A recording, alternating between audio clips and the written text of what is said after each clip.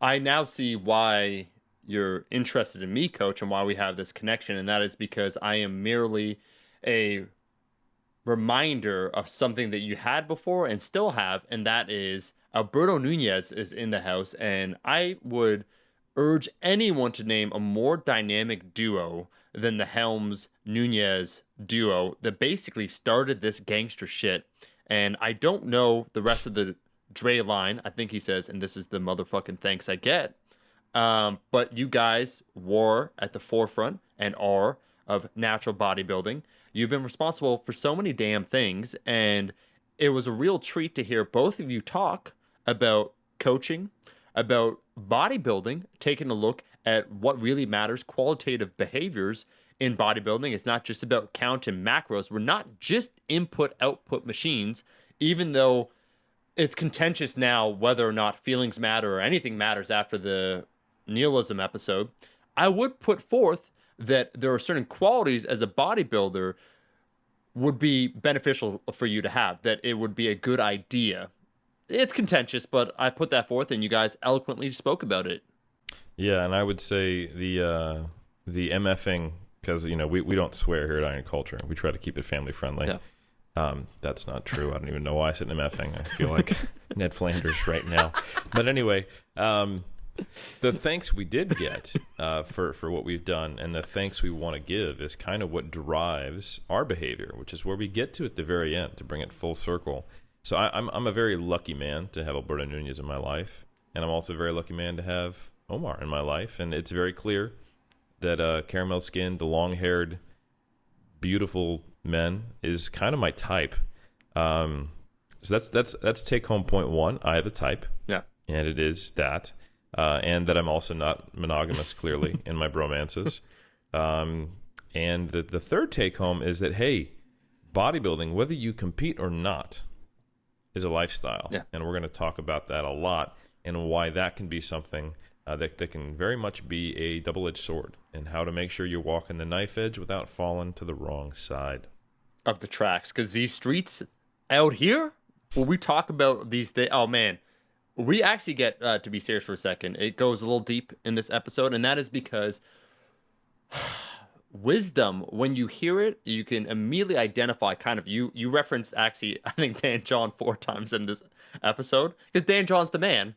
But when he talks, there's a resonance to what he says, and we kind of intuitively know, oh, that is spoken from a place where there's insight that can only be derived from time, perspective, and giving yourself that level of introspection. And so hearing you guys talk, once again, I would classify myself as an outsider to the bodybuilding community, someone who is supportive of said community, but looks on from the outside.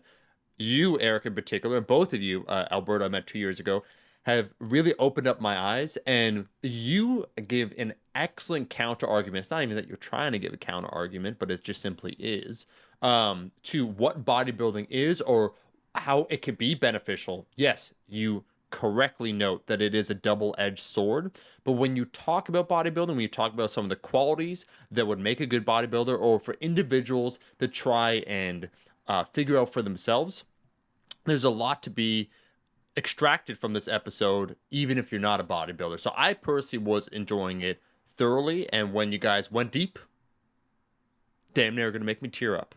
Oh, well, that's a beautiful sentiment. I appreciate it, and I echo it, because truly, when I hear Berto talk about his physical culture experience, his lifestyle of bodybuilding, it's something that speaks to me, and I love to see the slightly different take on the same experience.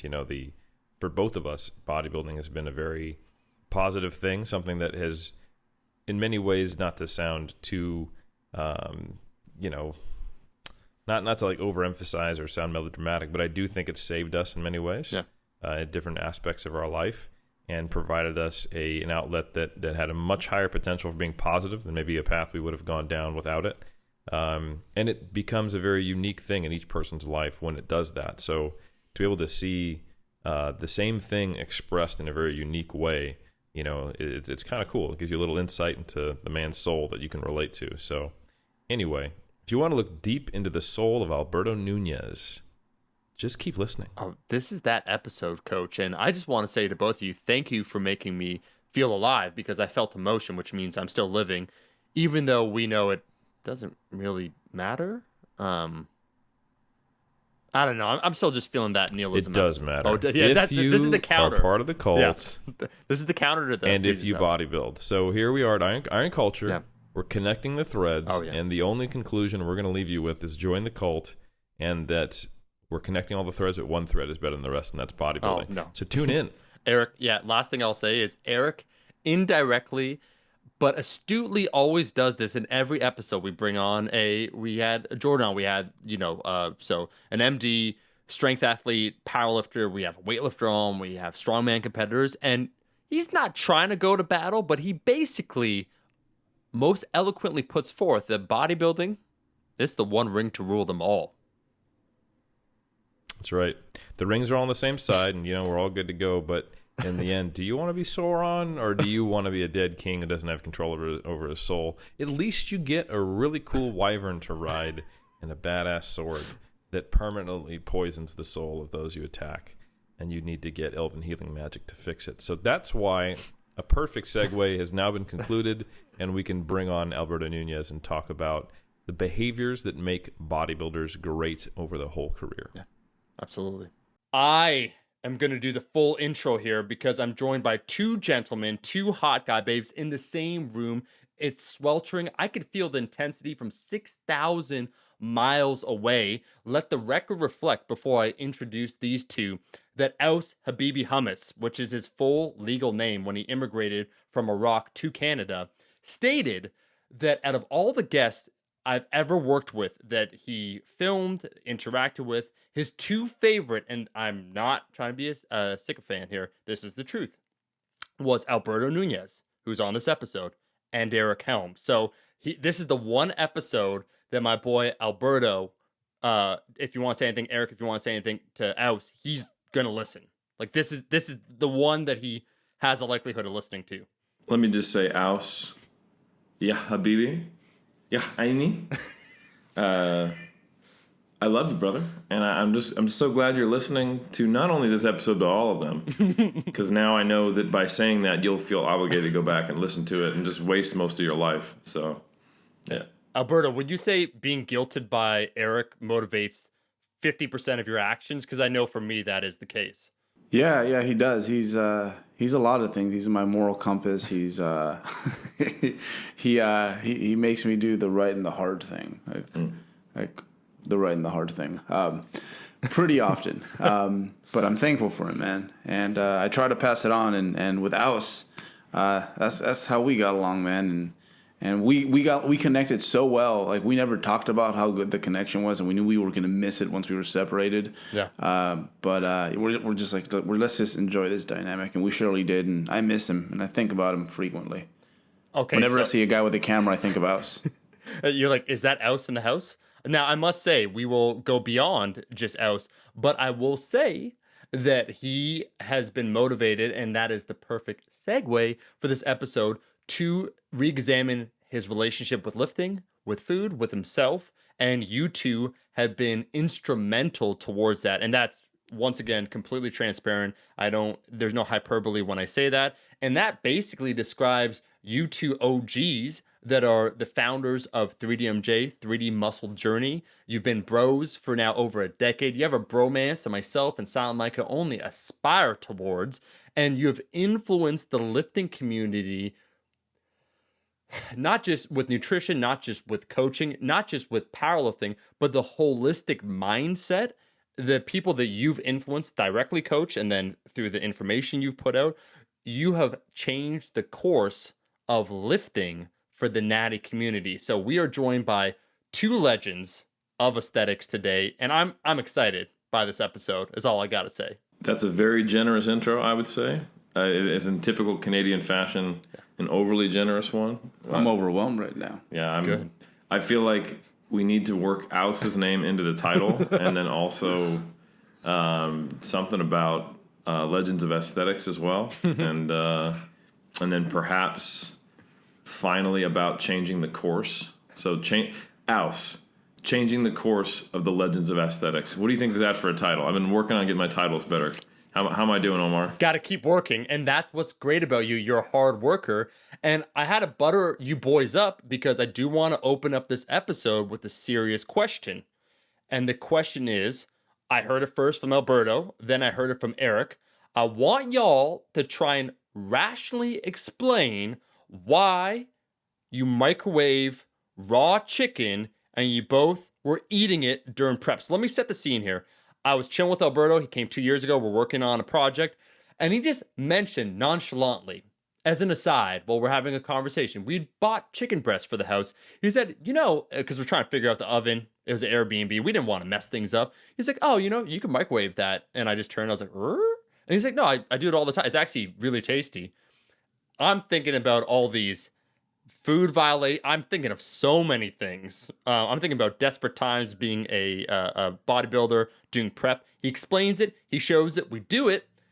What you don't know when you microwave raw chicken is that the juice remains on the plate because it has nowhere to go. It doesn't evaporate like when you cook it in a pan. It's just right there. And he said, oh, the juice is the best part. Fast forward 18 months later, and Eric shares a similar story. So my question, I want to know, what the hell's wrong with you two boys? Did I teach you that? You did, and I didn't believe it for years. And it wasn't until he moved to New Zealand, something was up. But I needed to microwave. I needed this chicken cooked, and I tried it. And I'm like, wow. So it was the same reaction like with me. I'm like, dude, what are you doing? Like let's not do that. So there is a technique. Yeah. So for everyone listening who is freaking out, the key is adjusting the power setting. And the way that most microwaves do this is they will actually they come on and off so they don't cook too consistently. If you just put it in there on high temperature and cook it, it'll just get rubberized on the outside and it'll be uncooked on the center. So you'll basically have like chicken jerky and then salmonella. It'd be the result. Yeah. So you don't want that. What you actually want is you need to put it on like 70% power and do it for a couple minutes and keep rotating it.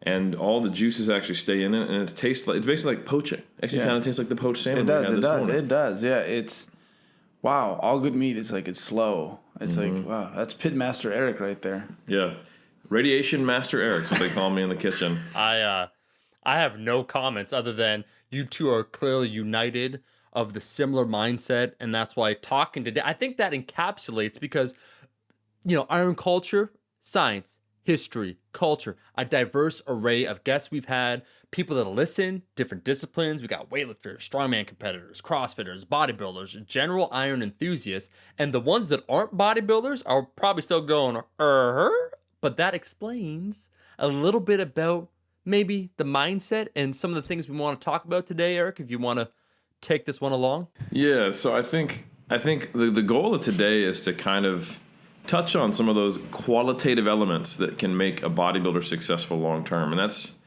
obviously microwaving your chicken breast isn't what makes a pro bodybuilder. However, that ability to be flexible in a situation, stick to your goals, be creative, step outside of the way you maybe normally do things if needed while retaining the big picture. I'm really making a reach here on how we can segue from microwave chicken, but I think you get what I'm saying. There are non-X's and O's, qualitative elements, behavioral elements, lifestyles that are the reason why bodybuilders are successful. As Dan John would say most good bodybuilders have made themselves a slave to habits. Mm-hmm.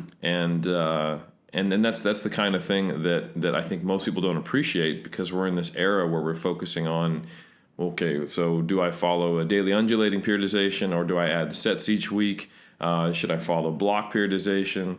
Oh, wait, am I a high carb or a low carb responder? Should I do X, Y, and Z? And I think if you look across the spectrum of highly successful bodybuilding careers, with an emphasis on career, like they've been in it for a long time, whether you're on the enhanced or the natural side of the ranks, or even non-competitors who just consistently are doing their thing and are able to maintain a really good physique, you find some very similar things, and that they do the similar things all the time in their own life, and they found it to be a very sustainable thing. And I think people don't spend enough time asking, hey, how do you do that? What have you done in your life or your mindset or your perspective to allow that to happen. They just want to know, like, hey, man, what's your macros? And it does not matter what some random bodybuilder's macros are, but everyone wants to know. It's like, what's the name of this podcast again, man? I love the name. Iron Culture. Okay, so what do they call bodybuilding in Spanish? It translates to physical culture, but I want to hear you say it. Oh, fisiculturista. Whoa. This Latin lover over here. Can we just get him as a permanent co-host? I'd be fine with that. I don't even think we need guests anymore if we have that. I'm sure everyone would agree. Well, you have great taste in men, Eric, because I see Alberto with his luscious locks. Here I am. This episode, of course, you read it by the title, Coach. It's, of course, called Natural Bodybuilding 2. And I want to ask... I'm a sucker for caramel-skinned, long-haired men with muscles. What can I say? Wow. I'm just surrounded. The Mutual Admiration Society. I want to open it up then maybe to Alberto because you guys are a similar age, or exact same age, a year apart. What is it? A month apart. Guys, this is the original bromance here. And so you've seen Eric, just a quick aside before we get into the qualitative aspects of bodybuilding. You've seen Eric's evolution. And what is super cute, I'm going to use the word cute, is that Eric is slightly different around you. Eric is one of the most professional people I know. He, in a zombie apocalypse, I'm taking the dude with me. As there's chaos, as people are just killing one another, he would jump on top of an SUV and say, "Ladies, gentlemen, we must save the women and children first." And then a zombie would just like bite his head. But like he would be selfless even in that apocalyptic scenario. So he's with me no matter what. Like he is my guy.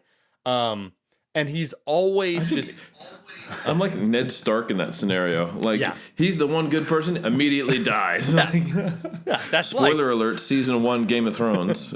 We're gonna get our first 1-star review on iTunes. And someone's like, dude, I thought this was a great podcast, and they ruined Game of Thrones, so thanks a lot. Well, sorry, Tim. He comes back season 5.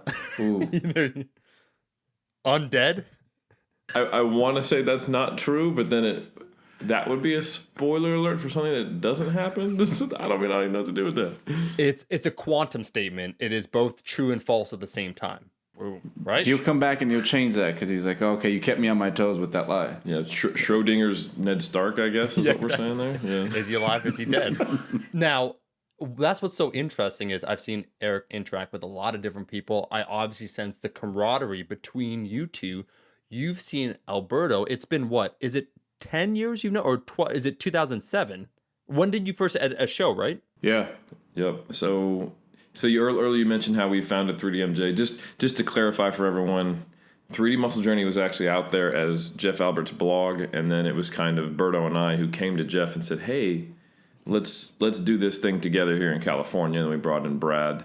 So we were maybe the catalyst to making, Jeff's vision something that was more community oriented. Yeah. The ship was there. He just never sailed it. And we're like, let's try it. We came up and we were like, hey, let's put the sails up. And he was like, well, I did get laid off from the auto plant, so okay. I do need a job. But we eventually coaxed him into it. But yeah, Berto and I met each other, well, I guess in person. First time we met was leading up to our show. Or was it at the show? It was at the show, but we'd been talking for a minute. It's like, you're my first internet friend, man. Yeah, so we started... I'm also your first white friend, I found out. Yeah. I've helped it. Same. I've helped him... Alberto, same. Depending on how you look at it, either expand or diminish the level of cultural appreciation in his friend group. So, anyway. So, yeah, I think it was still 2007 because we saw each other in our prep logs. Mm-hmm. And we both started prep in January. Yep. As you're supposed to do. This year, I just messed it up. I was like, I'm going to start December 18th, just before Christmas. I'm not much of a masochist, But anyway, yeah, we started prep, I think, both around January 2nd, as most people do, because they want to get down on the 1st. And started our logs, started following each other's logs, and we were like, oh, you're in Hayward, you're in Sac. We're doing the same show. And then I think we had this positive, I think it's like almost we shared the positive experience of doing the show. And we were like, let's keep this thing going. Because I'll speak for myself. my experience in my first natural bodybuilding show. Looking back, like objectively, it was not a great venue. The lighting wasn't that good. It was super small. It was a very mom and pop show, and it like I don't know that it was a good experience for someone in the audience, but for me, it was like I could feel the sense of community and support, and it was just it was everything that I wanted it to be. And then the fact that I got to share it with someone who had seen me talk about my whole prep and go through the ups and downs, and then seeing him like hug his mom and stuff like that, and just share that experience. Yeah, I don't know how you felt. Yeah, I was happy that we finished what we started because we didn't know what we were getting into until like it was too late. Yeah. So I think just wrapping that up, that was it's you. We've been talking before. We knew we wanted to do this bodybuilding thing, and it wasn't until after the show that we're like, oh wow, like I don't think anyone really understands what we just did the way we both understand. Because so many things happened. Yeah. So many things happened. Yeah, we pushed ourselves. Like, it's funny. You push yourself the hardest in your first prep, but largely you don't get anywhere, So, I pushed myself very, very hard to get really, really lean. And I'd only been lifting weights 3 years, and I probably just shouldn't have. Like, Berto waited 8 years to compete, and he was 190 pounds on stage. Just to give perspective, like, he weighs, like, that much, less than that right now from a mini cut. And I was like under 180. I was like the same stage weight, but maybe a solid 5-6 pounds of body fat higher, but had no idea how to pose, pretty much forgot to build lats. And then when the time came, I was like, what I'm going to do is I'm not going to get dark enough with my color. And then I'm going to set up a slip and slide outside while everyone else is making their color look good. I'm just going to put oil on that. And I'm just going to dive through it and then go right on stage. So I kind of looked like this yellow bright light of sheen that at some point, like maybe like, I think he's lean, but my retinas keep burning from the sheen. So you couldn't really tell. And then I saw the pictures and I was like, man, I fucked that up so bad. I need to do a show next weekend at the Contra Costa. I don't even care that it's an NPC show. I don't care that I might place, depending on how you want to look at it, either 16th or did not place, but whatever. Me and 7 other people did not place. I'm pretty sure I'm the person who placed 16th. Just, not just being objective about it. Yeah. I'm pretty sure, So anyway, 16th place winner at the novice middleweights Contra Costa. Was my second show. But the good news is I fixed my posing as best I could. I fixed my color. I had a reasonable amount of sheen. And then I basically decided, you know what? It's time to get unreasonably fat in 2 months. While Berto then decided to crush himself to get to almost lean for the next part of the season. Yeah. But I think the important part, like all of this, is what we had each other, right? Yeah. And we could really understand what, we were going through. Because I feel like the bodybuilding, like you said, it was 8 years of like just living the lifestyle, and then finally deciding, okay, I look good enough to get up there. Let's do this. It was more than I thought it'd be. A lot of what I expected and I thought I could handle, I couldn't handle. Yeah. So it was nice to have someone who understood, because you're a freak as it is, especially when you're doing all these things, a lot of them unnecessary as you get going with this, and then you add the contest prep layer and you really feel stranded. So that's how I felt fortunate because at this point we knew bodybuilders, but we didn't know natural bodybuilders. Like we would see Lane Norton and Tommy Jefferson, all these guys hanging out and partying with each themselves in the Midwest and somewhere somewhere in Illinois there was a natural bodybuilding scene, but for us it was like these big guys looking at us going, oh, you guys lift. Because I can't tell. And I weigh 280 pounds. Yeah, there was no men's physique or no. So you sure you want to do this? But, so when I found out he lived in Carmichael, I'm like, I have someone who's just as crazy about this as I am. And it definitely made that prep easier. And every prep since then, we're not as crazy, but nevertheless, we love it just as much. And, it's great to see how much we both have evolved in regards to how we do things from then until now. And and we it's funny, we lacked certain things. Like I think Berto had a lot more established behaviors before he actually got to the stage that served him after he finished his season at the NGA. While I probably had a more, just knowing my personality and his, it wouldn't surprise you, I had a more systematic, rigid, like quantitative approach going into prep. Like I followed Lane Norton's guide to a T, and I got in pretty good shape for my first show, especially given the standard then. And Berto really struggled because he didn't like you said, he didn't really know what he was getting into, and just kind of was like, oh, I'm doing this thing. And then so the funny thing is at that point, Berto was like, oh, Helms he's the shred master. He knows how to get shredded. And I'm kind of this stubborn endo. Like I have a really tough time getting lean, which ended up being, I wouldn't say the polar opposite, but let's just say that Berto is known for being shredded, and I'm known for eating unreasonable amounts of food to get not as shredded. Right. And unreasonable, I mean, very, very small amounts that bikini competitors would be like, oh, he's cutting hard, Well, it makes sense. Like, so everything you've touched about, like the numbers versus just like the qualitative.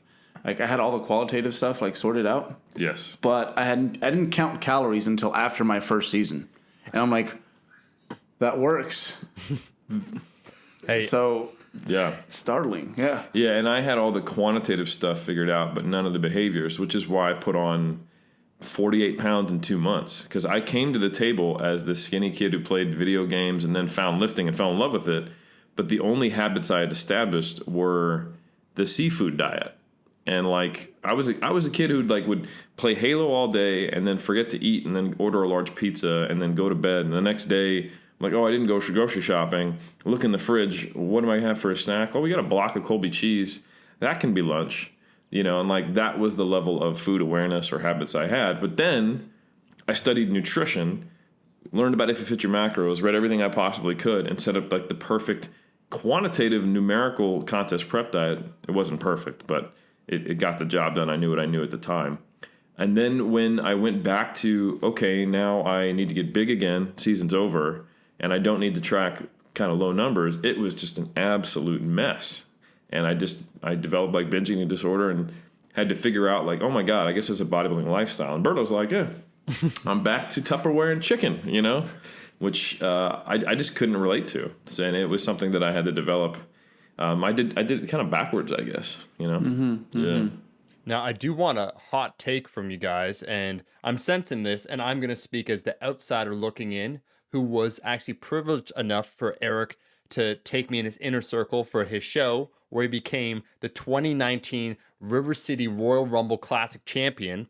And I saw more camaraderie out of that show than you would think, as an outsider, than you would think. And I've been to probably about a dozen, 10 to 12 powerlifting competitions. I've seen it. I would say I'm more involved in that community. And what they speak of often amongst the powerlifting community is the individuals getting together, how supportive it is, and all those aspects. And I agree. I could agree. I could, verify that. However, would you guys say that in ways, perhaps due to the shared trauma of going through a bodybuilding prep, or just something that it's an underrated, not talked about nearly as often, bodybuilding, the potential chance for community, or maybe we're speaking of the natural bodybuilding community because there's various factions, but hot take, who do you think has a more supportive community? Both of you guys have done both. You've, Eric, I know you've done a lot of powerlifting meets, more meets actually than bodybuilding shows, and Berto, you've competed a bunch too. What you just described was a beautiful moment here of two friends coming together, meeting for the first time, deciding to microwave chicken together. What do you think between the two, just dipping in both worlds? It's not an either or, but I think outsiders associate bodybuilding, narcissism, like every man for himself. I'm going to compete, you got to lose. And what I saw at the show at the River City Royal Rumble Classic 2019 was very different. What do you think? Would you start? Oh, I've seen both. I think so. With powerlifting, this was one of my moments where I'm like, wow, you guys see the big picture. Sometimes people get into it online, right? And there's tension. And I remember this was about 2 Arnold Classics ago. And it was these 2 USAPL coaches that had kind of bumped heads online. So anyhow, one of the coaches was lifting, so he couldn't be there for his athlete who was also lifting in that flight. And the solution was simple. He sent him to that coach who he was bumping heads with, and he was going to call the numbers. And it was nothing. It was like, I know he's going to do a good job. And actually the athlete requested, he's like, yeah, that's the only guy I trust. So to me, I'm like, oh, wow, like you guys had this drama prior. And here you are, like making sure that coach's athlete's having the best day possible and like caring and celebrating. So that was really impressive to me because like they put all that off to the side, and I think they understand at the end that there's this base brotherhood that just goes before anything else. So I've seen that with bodybuilding because there isn't local team mobs. I think almost every bodybuilder back there has just kind of been that weirdo for the last few months. So it's very easy for people to gravitate towards, other competitors and make a new friend. And I think a lot of friendships are formed backstage. I mean, all of 3D Muscle Journey was formed that way. Yeah, I mean, I will say it is a little bit different. And I do think that I'd say it's more... There are some, like your experience you saw at the River City is not uncommon. I'll say that. But it's not always that way. But my experience in strength sport, I'll say powerlifting. Powerlifting and strongman, I will say, is actually almost always like Berto's describing. Like people get the big picture. You will see someone cheering right on the sideline for someone to get a lift. And if that person gets the lift, that means the other person will the person cheering is going to lose a spot, might not qualify, things like that. Like in weightlifting, you will frequently see people watching their competitor, and if they miss their lift, they'll cheer because it means, okay, sweet, I'm qualified, or I made it, or I won. And that doesn't really happen in powerlifting. They'll be like, hey, good shot, man, excellent work. And then when they're standing up, they're getting their trophy, their award. So I think there's a lot of factors that go into that. So, for example, weightlifting is an Olympic sport. In most countries, the way weightlifting is set up is that you're competing for spots to potentially represent your country internationally. There's a limited number of things. Powerlifting, it's not an Olympic sport. And most of the time, there hasn't been until the USAPL and the IPF expanded the Raw division and it kind of blew up, say, about 5 years ago. There hasn't been even anything similar to the way Olympic weightlifting was, at least in the westernized world. Like the States was like 30 different feds, So everyone is just kind of like this weirdo who was probably thinking about, do I need to train in my garage? And they found out like, oh, there's a forum or there's a gym and found a little community. So it breeds these niche communities that are very connected through their shared differences with everyone else, but their shared similarities and love for the sport. I think the exact same thing is true of strongman. I think CrossFit started the same way, but now it's so ubiquitous. And everyone's annoyed by how CrossFitters like only became friends with each other and did the paleo thing. And I think every bodybuilder who's annoyed with their CrossFit friend who couldn't shut up about CrossFit, that's a little taste of maybe realizing how everyone else treats them. So I will say I've only done one untested show. I did the NPC Contra Costa in 2007. But I have been backstage at a number of untested shows, just coaching or supporting someone. Like if one of our athletes is local and they decide to jump into an NPC show. And I know Berto's done a few more like local shows where we compete in that world. I don't know. I found it's hard to say if it was it because it was an enhanced show, or I should say untested show, or was it because of the Contra Costa? The Contra Costa is huge. Like Jay Cutler, it was the first year he won the Olympia. He was guest posing, and that was a national qualifier for the NPC Nationals. So, I mean, there was triple-digit number of competitors in just the bodybuilding division. Mm-hmm. Like I said, there was 23 novice middleweights. So it's hard to know if the camaraderie lacked backstage because it wasn't me and 30 people for the whole show hanging out in a high school auditorium with a pump-up room the size of our Airbnb right here. You know what I'm saying? Like that just, it forces a level of like, hey, Can you help me here? Like, can I use your pump up bands? Much more intimate. Yeah. Yeah. No, I think it's just the NPC shows. I think people kind of feel the same way. It's like, man, I wish I could have the day slow down a little bit, but you're cattle backstage because there's 400 competitors and just way too many people. It's just not a environment that's very conducive to slowing down, meeting, a few people who might, share a lot of commonalities, Yeah. Now, okay, I hear you. I understand. I respect both of your choices and what you've said. Now, I want to get back to the bodybuilding because that's what we got these two hot guy babes to talk about. I want to talk a little bit about those qualitative aspects of bodybuilders, or perhaps what separates them. We, of course, had before Brian Whitaker on. We had him just lay the beat down, and I was highly impressed first. And I'm not saying that's typical, but how he evaluated who he is as a person was and just how he approached bodybuilding. And again, I'm not saying that's typical, but it's different than an outsider looking in versus someone reporting to the world how they do things, how they act, how they make choices. So I think opening up the floor now to you two guys to talk just a little bit about bodybuilding, those qualitative choices, what you've observed, and maybe how people, they think automatically, oh, to be a good bodybuilder, it's about tracking your macros. It's about this. It's about that. And you're like, well, let's actually take a look at some of the habits or behaviors or some of the observations we've had. And here are some of the considerations that I think individuals should know about. You want to start with that? Or you want me to? No, go for it. No, I'll play from there. Yeah, I think it's going to look a little bit different for every single person. But I think, going back to Brian, the cool thing about Brian is that he has a basic philosophy that he then allows his inner psychotic bodybuilder to run amok within. And I use the words within very importantly because I think the bodybuilders who figure out how to do this long term and don't burn themselves out, they find a way to, I wouldn't say cage the animal, but at least train the animal inside, teach it some loose leash walking for all of my dog trainers out there.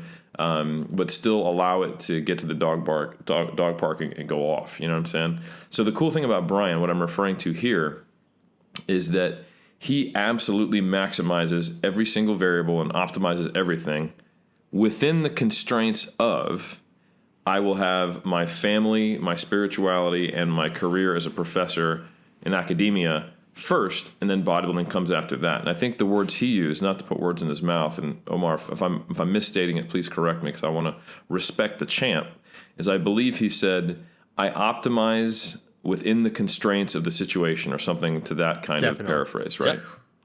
Yep. And I don't think that is an exaggeration. I don't even think that is a we're not like to say, optimize everything. Like he literally does optimize everything within those constraints. But that philosophy prevents him from sabotaging the most important elements of his life.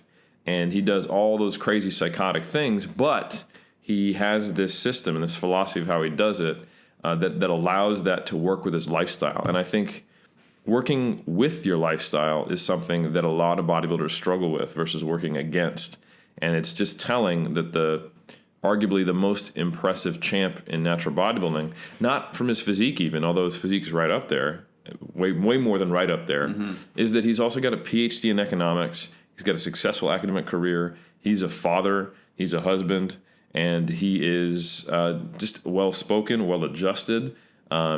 He's just very, very impressive, and he's extremely well put together. But he's not put together like, oh, shit, like you could tell this deck of cards is ready to fall at any moment if some minor OCD thing slips. Like if you go to the grocery store and they have potato but not baked potato, potato but not sweet potato, that grocery clerk's going to hear about it, or you're going to have a panic attack. Like it's not that kind of put together. It's like he is malleable, he can move, but he also knows how to really ensure that he's in charge and he can handle his business.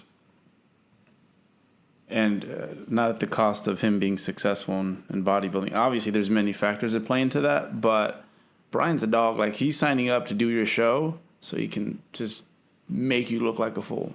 Like he's got that sort of killer instinct. I've seen him before, man. Yeah. And he let it out. So he's very polite and quiet, and he's focused on what he has to do. But I'll just say it. So there was it was WMBF Worlds in Boston, and I remember I was waiting with him in line. We were just talking casually, and then this kid is about to weigh in. He takes off his clothes, and this kid, I guess he had been all the fuss throughout the UK, like the months prior. Like he was.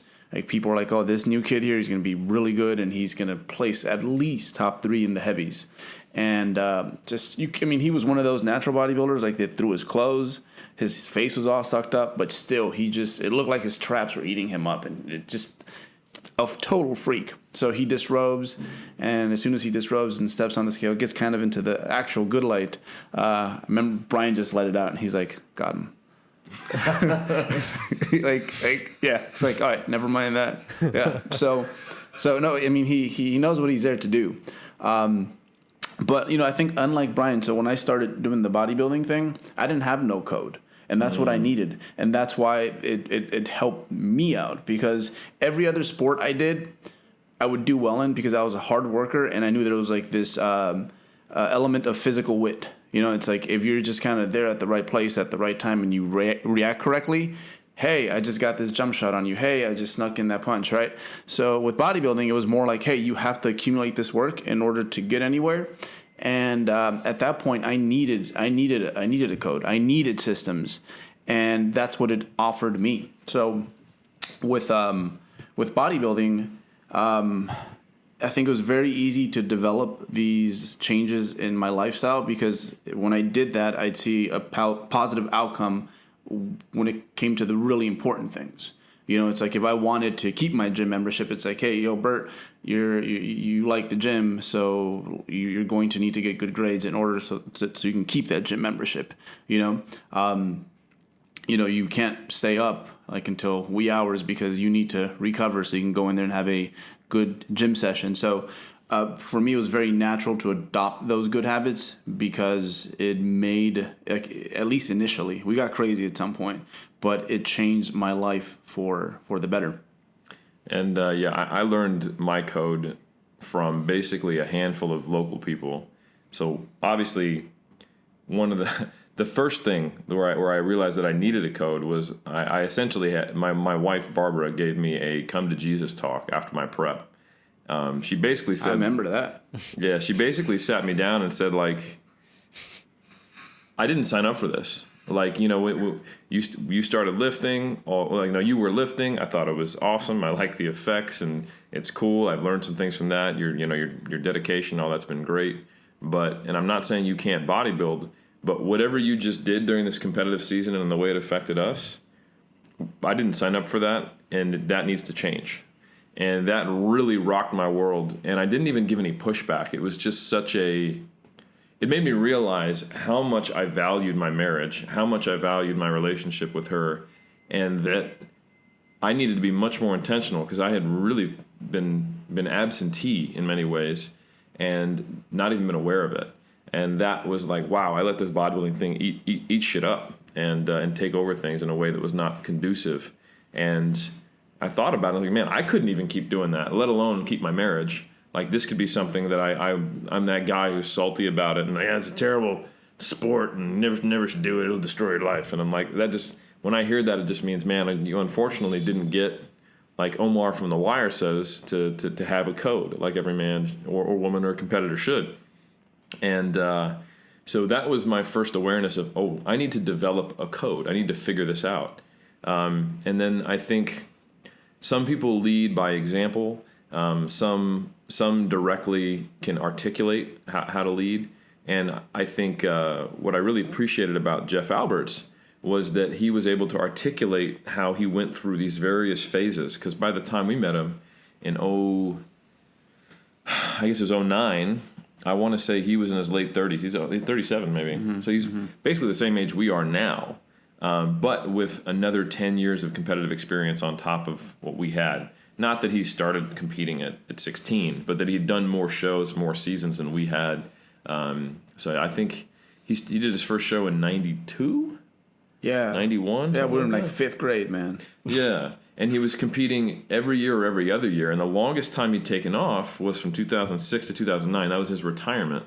And, we were competing every other year. So we were like, oh, that's a retirement? Like, that just seems like you And he just competed in 2006 and 2009. So that's to give you the breadth and the depth of the shows he'd done and the preps he's experienced.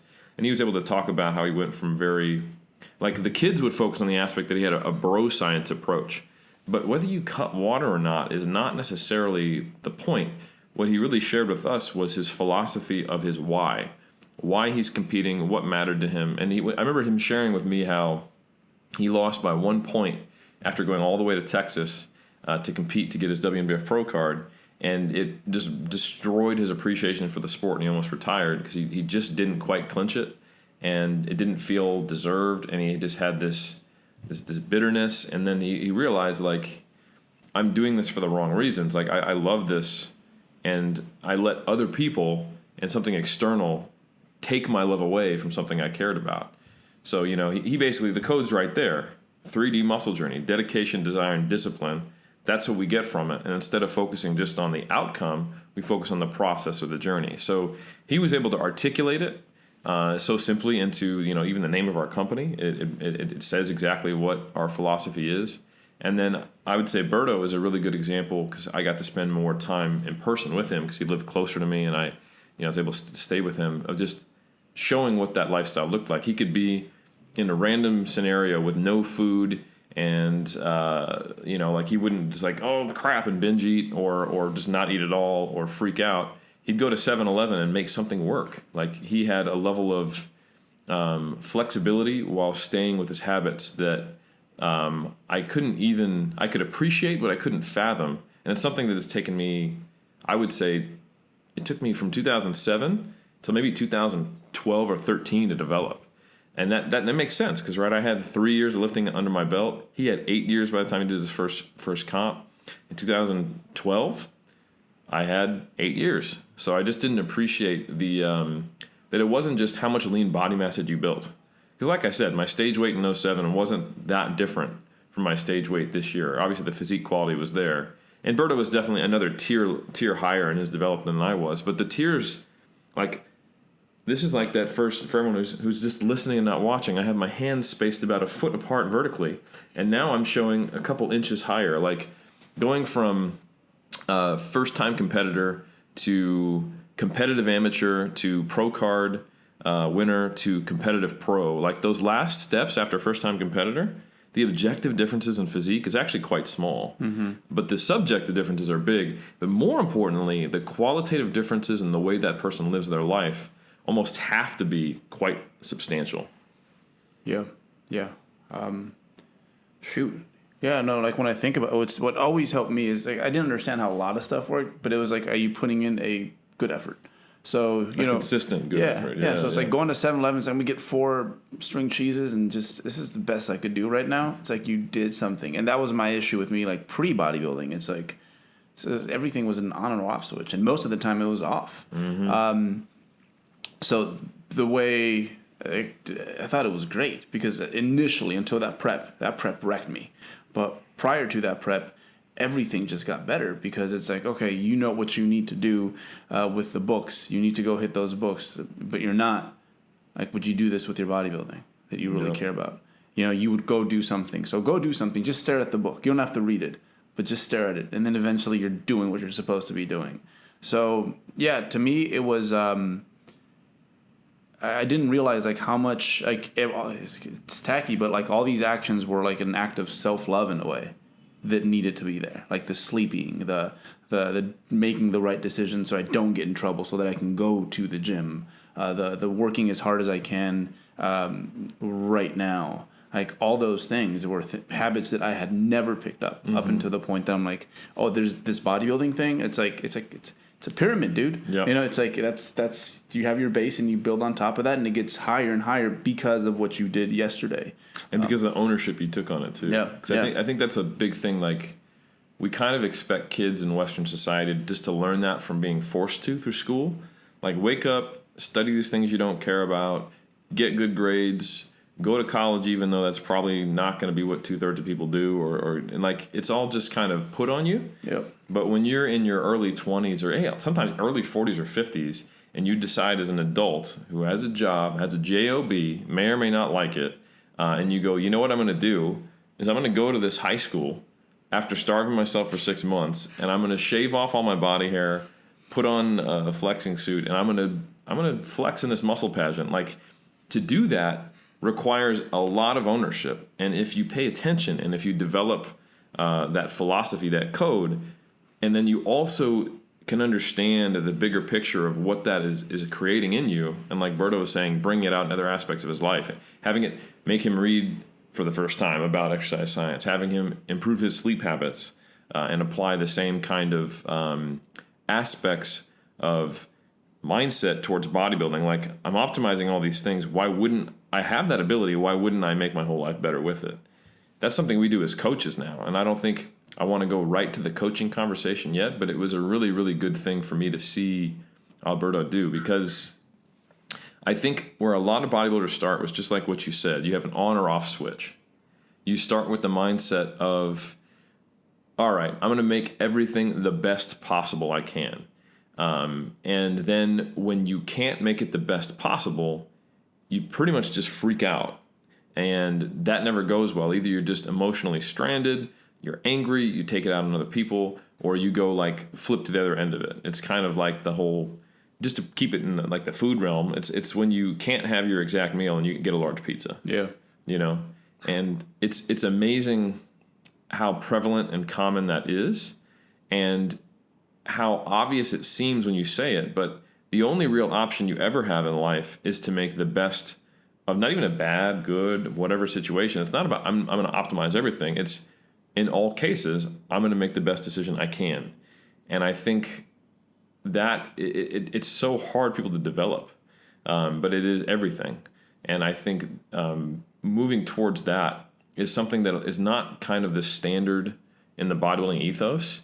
It's always, but if you could do it optimally, like, but what on paper, okay, yeah, if everything was, and I can't tell you, every time we do a seminar, and it happened this time too, someone asks, we talk about the behavioral side, we talk about the best case scenario given what's going on, or here's how you are pliable and adaptable in given situations.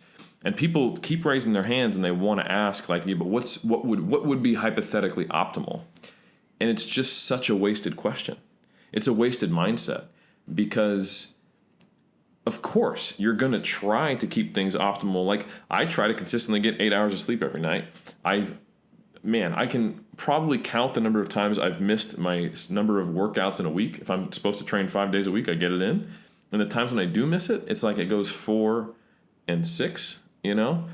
So, and I travel, I do a lot of things, and like, I'm on my shit 90% of the time. But if I was on my shit 80% of the time, or if I'm on my shit 95% of the time, it would still be the same the other percentage times. And those are inescapable. But those 10% of the times, if you always drop the ball, that adds up way more than you trying to make your 90% into 92 or 91 or 93% being optimal. So I think that's a huge skill set that's left on the table, and really important for the sport. And I'd say even more important than other sports. Like, if you have someone who creates their whole life around being a good shot putter, that works just fine. And when they retire, it's not a big deal, because, going out to the track and throwing shot and doing all the things you have to do, like, you might be like, oh, it's hard to get motivated to lift weights, because for me, lifting weights was just a pathway to improving shot put. And, now I've lost muscle mass, now I'm not as healthy. That happens with a lot of athletes, but that's relatively minor compared to a bodybuilder who your practice, your throwing shot, is every meal, sleeping. And then the mindset that is maybe not necessary, but certainly prevalent and more appropriate, at least for the bodybuilding goal, is that your entire life goes into the package you bring to the stage.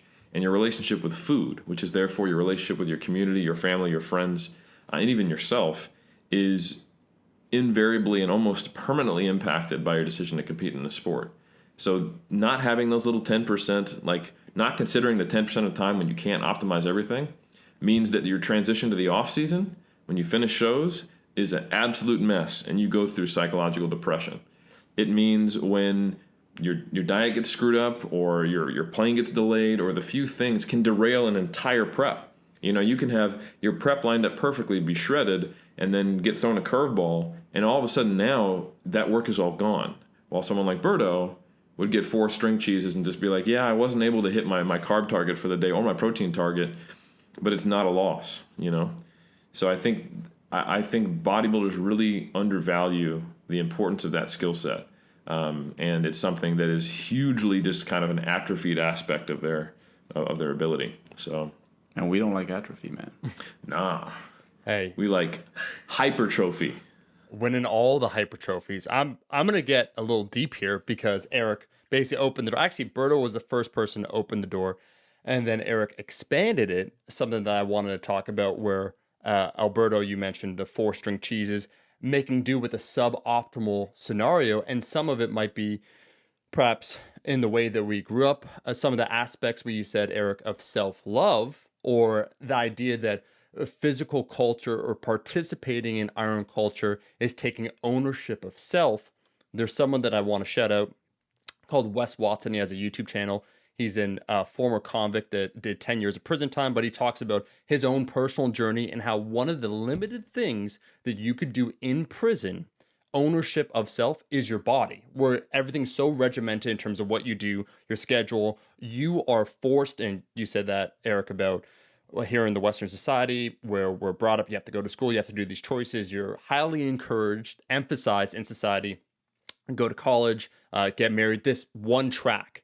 And so ownership of self, however you do it, comes in various forms. And ownership of your body can be one of the most powerful. And for Wes, being in prison where it's so regimented and you're controlled in so many ways, one of the ways of self-love and appreciation, he talks about the process or the art of that asceticism of self-discipline as a way of governing oneself and taking that ownership.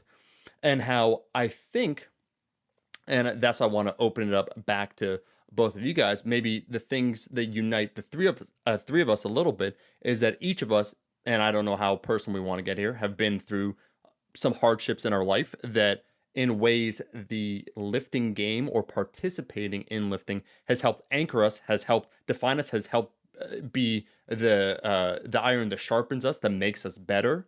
And so it's an aspect of ourselves that if we can't control all these other variables, so many things are happening, positive, negative consequences, that at least we can control these variables and make the most out of it. And so I thought about, and again, you share whatever you want, but Berto, tell me just a little bit about himself, about him, the 4-string cheeses, and like some of the things that maybe he had to endure or go through. He's used to operating in suboptimal scenarios. So getting 4-string cheeses ain't nothing for him. When you're routinely accustomed or used to having a scenario where you're like, all right, this isn't playing out how we would expect or how we would personally want, we got to make do. And how learning some of those aspects or framing bodybuilding or lifting in that way makes it that self-love or that ownership of what we're choosing to do with our bodies, with our time. And how then you talk, Eric, about bodybuilding, the self-expression, how that aspect comes in, how you choose to express yourself in society rather than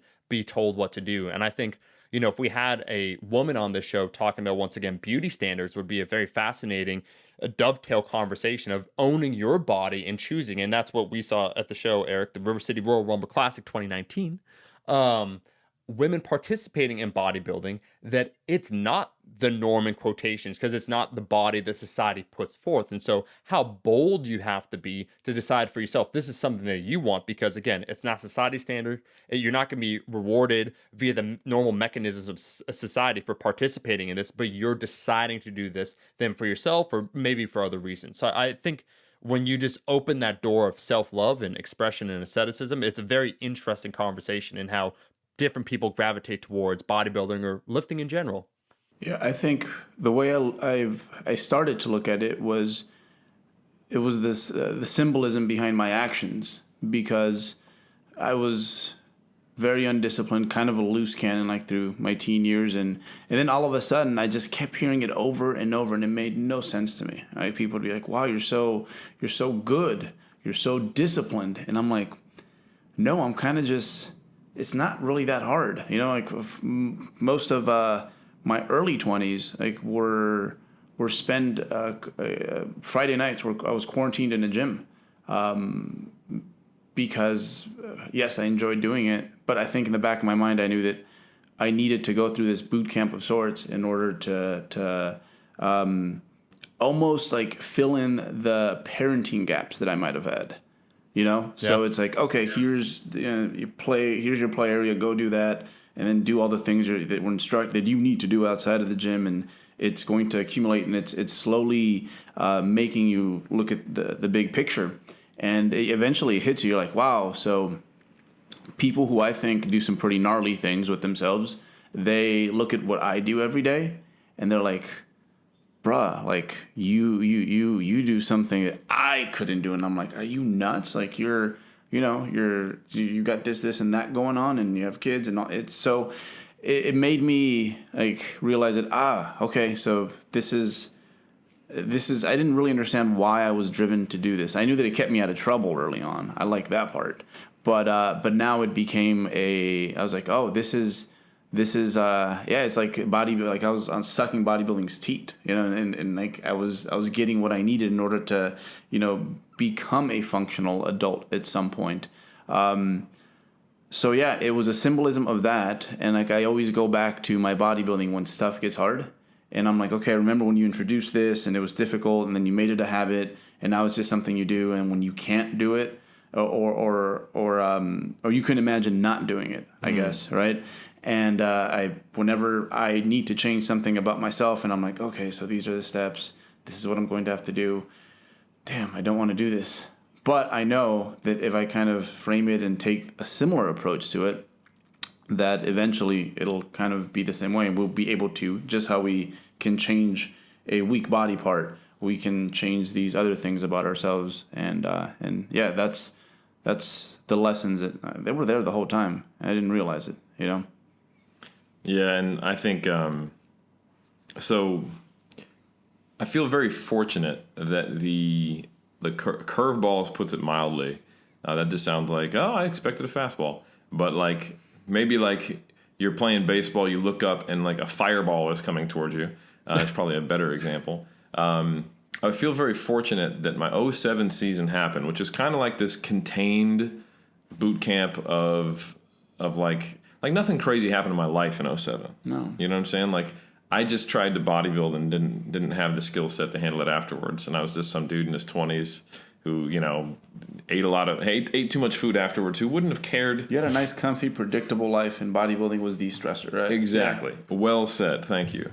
And then, with the ultimatum from my wife, with the examples from 3D Muscle Journey and seeing Jeff and Alberto and Brad, and kind of then having to establish my own, my own philosophy, and starting to get like, oh, okay, so there should be an element of not trying to make everything perfect, but me being able to keep the goal, as Dan John says, in the face of adversity.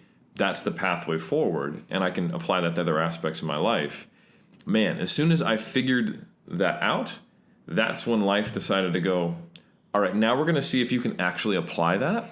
And 2009 was by no comparison. It was the hardest year of my life. And, my father committed suicide. I tore my hamstring. The economic recession hit, and that put my livelihood in danger as a personal trainer. Our personal training studio that I worked at closed like 3 times in 2 months and changed hands with 3 owners in that time period. I lost an uncle to cancer. I sometimes try to list it all, and I sometimes forget what's on it. But the point is, it was pretty brutal. We bought our first home, so I had that stressor going on there.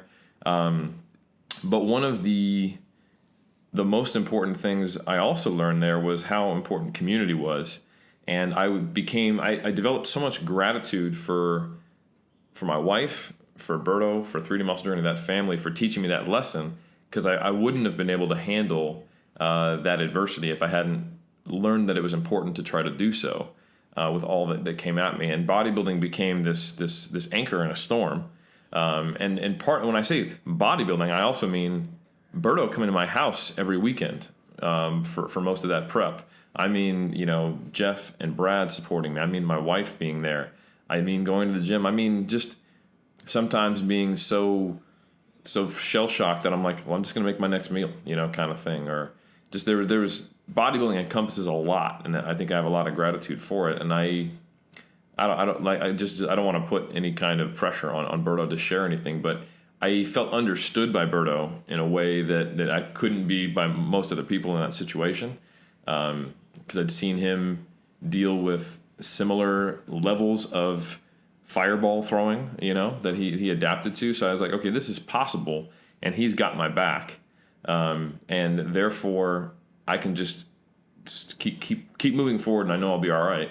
And that year, I think it turned something that was a weakness of mine, my inability to adapt to things not being perfect, and the bodybuilder who was the deck of the house of cards that would collapse anytime a strong wind came through and would yell at the wind instead of figuring out maybe I need to put up a windshield or something like that, or change the way I build my card deck, maybe not use cards, to someone who I would say I've almost made a religion out of, like, challenging myself in ways that makes my goal a little bit harder. Like, just as an example of how different my mindset is now, I really enjoy training when I'm traveling, and when I have to go to a gym that's terrible. Like, when I was in Italy, I had to work out in this hotel gym, and it was just one of the hotel rooms that had been converted into a gym. And they had a total of 80 kilos of plates and one of those, like, old school fixed bars where you, like, strap it on. So I was like, and like I couldn't even press all the way up. So I was like, well, I can clean 80 kilos and do sets of 20 on front squats, And then, like, I was like doing weighted push-ups, and like, so I really enjoyed the challenge of getting a workout that moved me forward, because that's basically my one rule is it doesn't matter if I can move forward one step faster. It's like, well, you know what? Consistency kills perfection every time. So in the constraint of my life and with what's going on, how can I figure out a way to move forward for my goals? So I know that the workouts I got in that hotel gym were productive and moved me forward, and I figured it out. And that's just like one example. So when people are shocked by the fact that I was a week out twice this season presenting at a conference and doing a good job, that was something I woke up that morning for the conference not dreading it and not wondering how many of my macros in, but excited at the prospect that I would get to have the challenge of giving a good presentation that taught people something about the topic I was presenting on, and then also presenting a good package and peaking well a week later on the other side of the globe. And that's the kind of thing that when you're then successful at it too, the kind of self-efficacy that it builds and the life experience you get, it trumps you hiding in a small room and having your hot plate and making your chicken and rice and never doing anything that could possibly disturb bodybuilding. And it makes you, when you can keep things optimal, that much more effective. One thing we presented about, to give one final example, because I know Berto's got some wisdom to drop too. I give a presentation to the folks here in Hong Kong all about how to make your training easier but no less effective, because prep, if you want to get shredded and if you want to peak well, is going to be hard regardless. So we're effectively talking about like your exercise selection, RPE, frequency, and pairings of movements and distribution over the week to make your training maximally effective, but lowering the fatigue you get from it as much as possible. And Berto chimed in and he said, hey, how does it feel once prep is over? And I was like, oh man, you learned so much, because now you can actually eat again, sleep, have hormones, and all of a sudden you've set up your training to be as efficient as possible and minimally fatiguing, and you get these great gains because now you're actually in an environment where you can actually make gains again and make progress.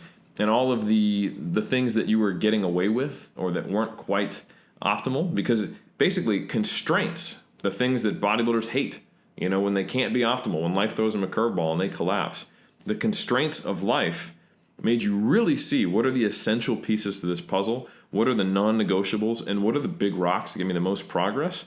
And then when those constraints get loosened, you're like, oh shit, I can flex now. I can actually move this needle forward at a much faster pace.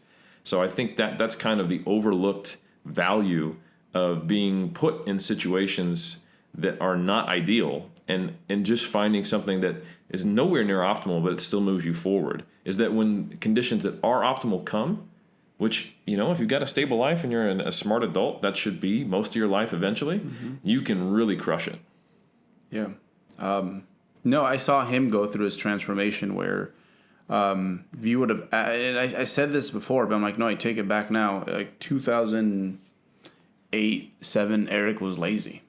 But he wasn't lazy. He was actually a very hard worker. It was just, again, like, you didn't have Brian's code where, like, this is what's important, and within the confines of that, I'm going to try to maximize things. But you put in the same effort into those other things, and not that he didn't care. He just, sometimes when we're younger, we don't realize these things need upkeep. Like a relationship is like your bicep. Like if you don't train that thing, if you don't try to, make it get better, it's not just going to stay there. Or your calves. Man, the reception here is crap. I didn't hear what you said, Eric. But it was there. It was there the whole time. And after everything that happened, I think that really reshifted priorities for you. It's like it made him realize what was important, and all the stuff that Eric was willing to do to get the job done as a bodybuilder. He just basically caught on fire in 2009. And I remember just sitting back and I'm like, okay, so like maybe 3 months after this prep, it's done, and he's gonna go back to just the Eric I know. No, it's continued since 2009 until now.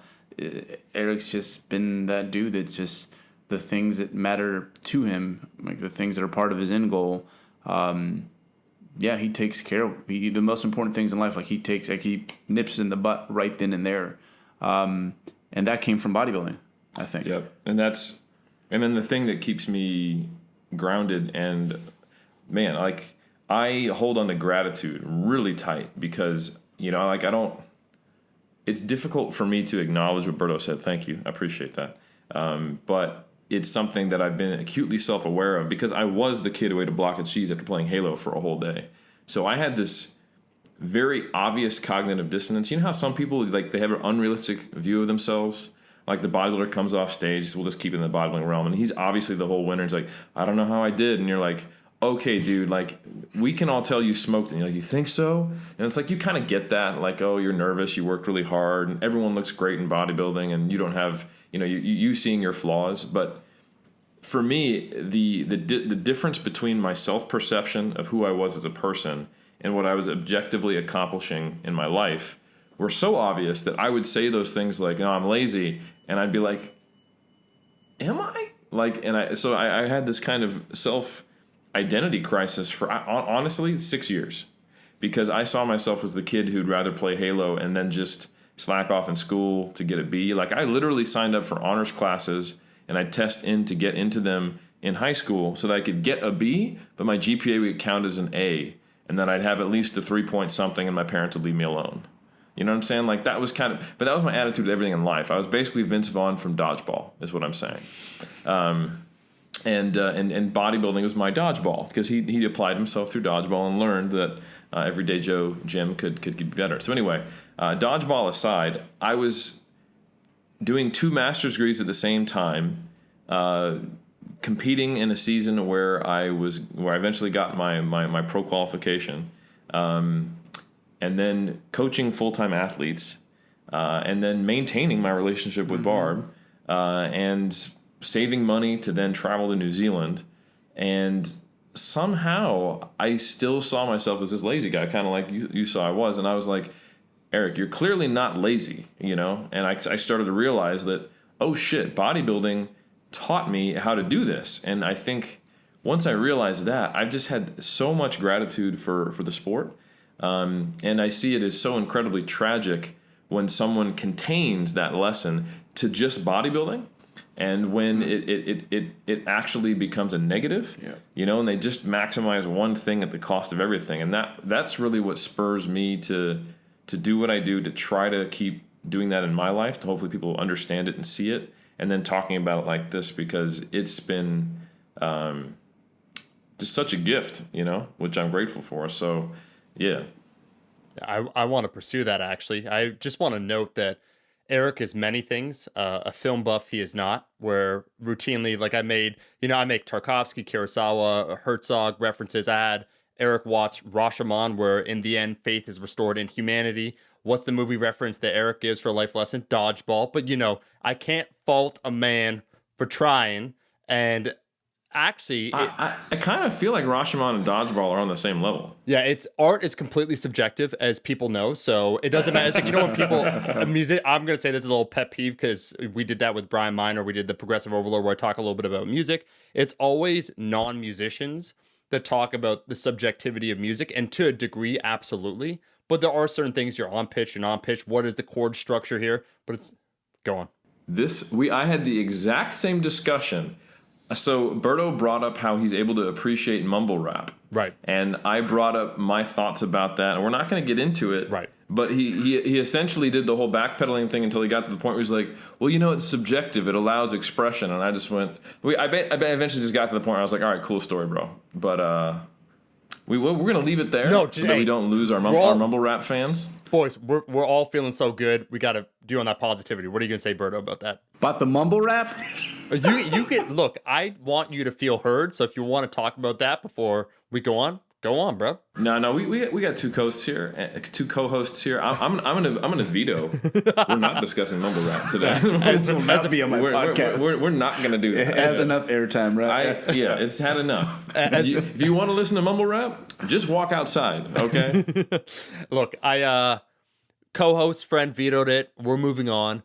What I wanted to say then is that sure, yeah, subjectivity, whatever. Eric makes a movie reference. He's my co-host. Yeah, I need, okay? You are my eye. So when he mentioned the fact, and I want to pursue that, and you eloquently put it where we've all been through different fireballs in our life. I keep my private life quite private. I don't share personal details, but I can say that I feel personally lifting has enriched my life in a variety of different ways, where it's helped fine-tune various aspects where you talk about, Eric, Alberto, dedication, discipline, being present, absolutely, and how I'm able to take some of those lessons, and I'm grateful, therefore, for lifting, to sharpen that iron, take those lessons and apply them elsewhere. I see that in the two of you. I see that in the circles that you,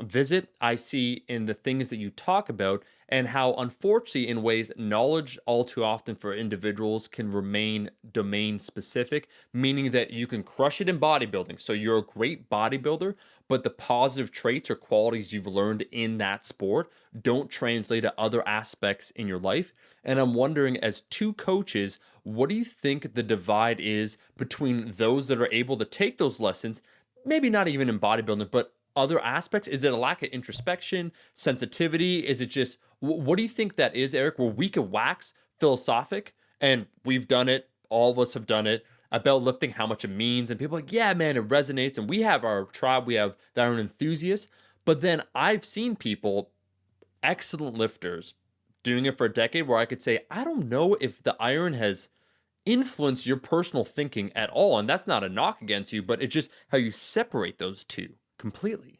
Yeah, it's fear. I think that, like most things, I guess. But man, I like to always describe it as a double-edged sword. The thing that allows you to put your entire focus into weightlifting, bodybuilding, CrossFit, whatever, pitching, or anyone who's extremely and highly successful in one area. You know, we have these self-beliefs. You know, some of them are negative, some of them are positive, some of them are just quirky. And they limit not just what we're capable of to some degree. Obviously, there are our physical limitations. You can't just believe you're a 600-pound squatter. But they also limit what you're willing to attempt, right? So if you have these beliefs about yourself, and one of them allows you to put your all into bodybuilding, that can teach you new things. But if you have all these other negative self-beliefs that you can't be other things, then that might limit your ability to move laterally with that energy. So I see it as this double-edged sword. Like, your ability to be uber-focused, push everything into one thing is why you're successful, but it's also why you might not apply that to something else. So what I think we do as coaches is continually encourage people to realize that they can let that other edge get a little dull, that they can sharpen the one side and go, right, that sword, let's just cut away and not actually bring it back so hard every time. You know, how do we figure out that indeed the skills you have do transcend bodybuilding? and that you can apply them in other ways. Like one thing that I absolutely loved is Berto, he was working with some young athlete, I want to say still in high school, and local athlete in Sacramento. He was going on to be just a real cool man now. And one of the things he would check in on was his grades. He had to keep his grades up, And that's something that, like stuff like that, I always end up being a late adopter with good coaching practices and 3D Muscle Journey, just because like I focus on kind of the quantitative aspects. Like I think I do a good job generating a relationship, but I'm just like, damn, I just didn't think about that. Like, of course, I'm working with a teenager and we're trying to foster these same things. Like a bodybuilding coach, when you're 17, expressing to you the importance of your grades, that's fucking genius. Because I was just saying before, like we're being forced by just societal norms, our parents, and not being asked at all. Like, do you like? What do you want to study? Well, I want to study. No. Here are your options: algebra or statistics. Oh, I don't know, whichever one's easier. You know what I'm saying? Like we're not actually given agency at a young age to apply the things we really care about and the aspects of our personality to allow us to be super successful. And so therefore we unfortunately miss out on opportunities from those things that are put on us. And like to have your bodybuilding coach, someone who like, obviously you're 16, you're seeking out a bodybuilding coach, right? You care about that a lot. And you have generated enough agency to go out and research, and you didn't just go try to hire Mr. Olympia. Like you weren't just like bumbling around with no social awareness of what's possible, what's reasonable, what you need. You went out and found a successful, philosophical, good coach from the natural scene. At 16, you stumbled upon 3D Muscle Journey. There's something there. And then to know that the level of thought that went into that means that they'll really consider what you have to say. And then something is so simple as being, right, I'm your bodybuilding coach. I know you didn't expect me to talk about this, but I want to see you keep your grades up. Can you imagine the shift that would have in the way that teenager would then apply themselves in school and how that could change the whole trajectory of their life?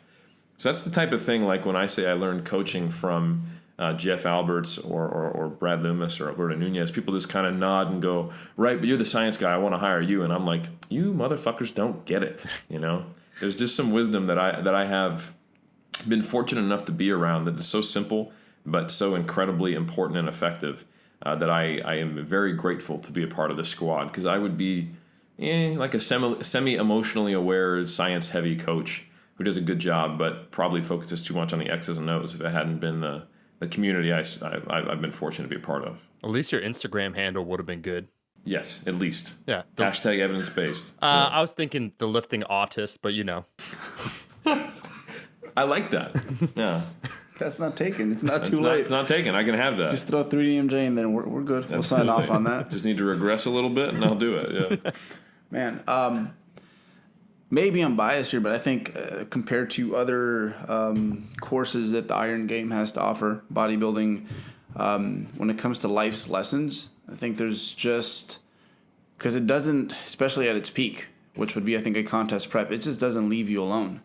Like we look at those highly successful, making up scenarios. You're like some businessman he's got clients in Asia, and it's 3 a.m. and he has to get up on that call because he needs to do this, or they'll find someone else to do the job. And so when we look at that and we're like, that's crazy as bodybuilders. But it's like you're kind of on the clock all the time when you are prepping. It's like you wake up and what's the first thing that comes to your mind? Like the air feels extra crispy when you wake up during the prep. It's like fills you up with life. It feels good. Okay, I know what I need to do in order to get where I want to get. And to backtrack a little bit, I think, so first of all, establish that fact. I think bodybuilding, there's something unique because it's a 24/7 thing. Mm-hmm. A lot of physique athletes, like I can tell, like I'll just look at random people when they're prepping and I'll go through their Instagram stories. I'm like, oh, you're in that zone. Like I can tell when you're living it, and it's like it's with you all day. It's like you're parrot to a pirate, basically. And why don't they take it to other places in life? I think a lot of it, when you do the bodybuilding thing, there's a lot of people are initially motivated because we want to be accepted. It's like the way the fitness industry works is like you're ugly and we can help you, And that hits you right there. Join our tribe. We'll fix you. Yeah. So it's very easy. It's like, I don't do this. I'm going to be ugly. And I don't want that. So it's easy to work hard towards that because the fear, it's like right then and there, what's going to happen. Whereas like a kid who's 17, he doesn't understand why that math class matters right now. And it might change the quality of your life in 10, 15, 20 years, right? So with physique athletes, why don't they take it to other places? I think the fear just, like you said, it's they're scared. They're scared. Just how they were, like this physical stuff, like didn't the other way. It's like, if you don't do this, bad stuff will happen. Whereas with the other stuff, and especially once they have this bodybuilding thing, it's very easy to say, like, you start to use it like a crutch almost. It's like, this is my cocoon, this is my safety, and as long as I'm doing this, it's like, hey, look, I'm better than y'all because guess what? I eat clean, I wake up at 4 a.m, I get my 70 hours of sleep a week. All these things, they add on more unnecessary things just to almost keep them away from like the other stuff that they can be applying those same skills to. So I literally know bodybuilders at times, very prominent, popular bodybuilders who will not be named, who would spend more time at the gym because their relationship with their family at home was so bad that they would just like, oh, if I can figure out a way to program that I'm here for 3.5 hours, that's another 2.5 hours on top of what I actually need to do, or hour and a half or what have you. That is, I don't have to deal with this aspect of my life. And instead of applying like that incredibly hardworking, find a way forward attitude to that, because that scares the shit out of them. That requires a level of introspection and emotional depth, which maybe their self-beliefs have taught them they can't do, or taught them that's maybe even weak, to kind of have to address that. And Jeff Alberts has talked about this very openly, that he would often go through really rough patches in life and be like, oh, time to prep. And he didn't even realize that was the response, and that's what he was doing. And I think for a lot of us who, I'll speak from kind of like the male archetype, like you're not really given tools with how to process complex emotions. You do know how to just kind of feel pain, be masochistic, overcome it, and prove to yourself you can do something. So bodybuilding it's like it's on a knife edge to it being avoidance or a catalyst for self-growth. And I think a lot of bodybuilders fall off that knife edge on the wrong side. It's so crazy how it can like help you, assist you. It can be your boot camp of sorts for life, or it can be a drug that disables you pretty much. Yep. Wow. I think that's well said. Look, all I heard from that is you guys basically saying arguing for the supremacy of bodybuilding over every other discipline. Eric, he did it again. He did it in the episode where we had, it was all about pain, rehab, lifting, injuries. And we had Jordan Feigenbaum on there talking about, barbell medicine, talking about powerlifting. We had Quinn Hannock talking about weightlifting. You had Nick, your guy, talking about, just trying to stay healthy and all those things, different lifting sports. And Eric, like Duncan, Idaho, in the book Dune, from the sword fighting school of Ganaz, dancing on them swords, just deflecting, stabbing, supremacy of showing in the end why bodybuilding was the best. He's like, yeah, but the injury rate though, it's a lot lower in bodybuilding, it's more sustainable. Is that you both, I'm being serious here when I say this, I think you've put forth a very good argument for outside listeners listening about bodybuilding, some of the deeper aspects, because we do see that superficial outside viewpoint, right? It's like, it's narcissistic. Like I think about the song You're So Vain, and there is a rock band from the late 80s called Faster Pussycat that did a cover of it. And one of the parts of the You're So Vain video, because it's the perception at the time, was they had like a woman in the mirror, her beauty standards. It was a guy posing and looking at himself in the mirror. And so it's this discipline, this endeavor that you're doing, it's selfish, it's self-absorbed, it's all these things. And I think people miss the mark largely of some of if it is a sword and we're dancing on the sword, it's a double-edged thing. We're dancing on it. It's a delicate balance here. If you guys can go into perhaps then what are some of those qualities you've noticed from if success leaves clues, from those successful bodybuilders, what are some of those positive qualitative traits that you notice amongst the successful bodybuilders? I don't mean in the wins, but those, as you guys said, were able to sustain it as long term, as opposed to those that maybe have either fallen by the wayside or they have not learned the lessons. What are some of those positive qualitative traits that you see amongst successful bodybuilders? There you go. Do you have some? No. Do you? I got 2, but I think there's more. But we'll start with 2, and then we'll go from there. 2 tricks you need to be a successful bodybuilder. Go. Episode title. All right. Can we put crazy in the title, though? 2 crazy tricks? 2 crazy tricks that the IFBB doesn't want you to hear, or something like that. We need an authority that we shut down to. Okay, they all own stringers. Mm-hmm. Number 1. All right. You got to get that first, and then become very self-aware. I think that's a big one. Both because we know those guys that it goes not just physically, but that's big. It's like they don't understand how awesome they look, or the other way around, which that's an awkward conversation to have. But also just like with what they're. Just like their weak body parts, right? It's like, what are the weaknesses up here that you either have to get better at or work on in order to continue to progress? I think the best ones understand that. And they're open to that sort, especially as their coach. Like, athletes will often ask you, like, what is it that I need to work on, And you tell them that, but then at some point you also have to bring up the other stuff. It's like, all right, so this was also impeding us as we were trying to make progress. So you have issues with this, and that. Let's get to work on those and create a plan. So I think that one is self-awareness is super, super huge. Because sometimes like the governator that's attached is not letting you, go where you want to go is going to be the mental stuff, right? So that's one. And then the other one is, man, in a non-Generation 2 CrossFit way, because this new batch is pretty good. Like they want to spread it, like all the I think beautiful aspects of this culture that we've talked about.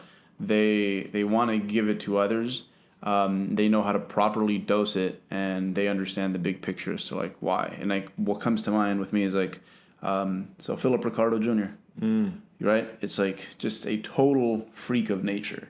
And he's just standing there. It's like, you guys think I'm vascular. You guys just see Phil. It's a different world.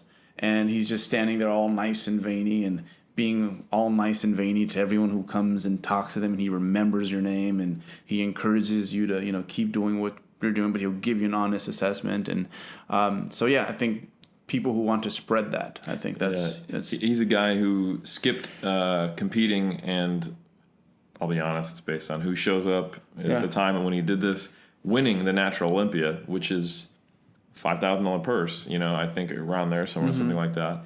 Not much, again, it's natural bodybuilding. But anyway, he skipped out on winning the Natural Olympia for the whatever time because he's a Marine, to actually take a deployment for a guy whose, I think, wife was pregnant or had a child on the way. So, and this is in the midst of when things were a little hotter in over in the Middle East. Not that they're not hot now, unfortunately. So he's like, no, instead of me having a guaranteed income, I'm going to go ahead and potentially die and let you do your thing, come home, and I'm going to put bodybuilding on the back burner. So that's Philip Ricardo Jr. And so paying it forward and having self-awareness is basically what you're saying. Is those are 2 big ones I see. Yeah, with the ones that are doing it right. Obviously, there's some genetic freaks that just look like they're doing it right. Yeah, but they're not getting the full experience. They don't realize that. Yeah. I like that you said paying it forward, because there's something. So I never necessarily set out to put myself up as a leader. When I first started, I really was just an athlete. Like, I just want to log my stuff. When 3D Muscle Journey started, we just wanted to have like an online magazine and just we went to shows. Just to give you how much things have changed in the last 10 years, we used to get in trouble because we would bring digital cameras and take pictures and put them online, and the show promoters would be like, hey, we have a picture guy, you're messing up our thing. And now, like, people are like, hey, make sure you tag us on Instagram, and they're starting to realize that, we need all the promotion we can get.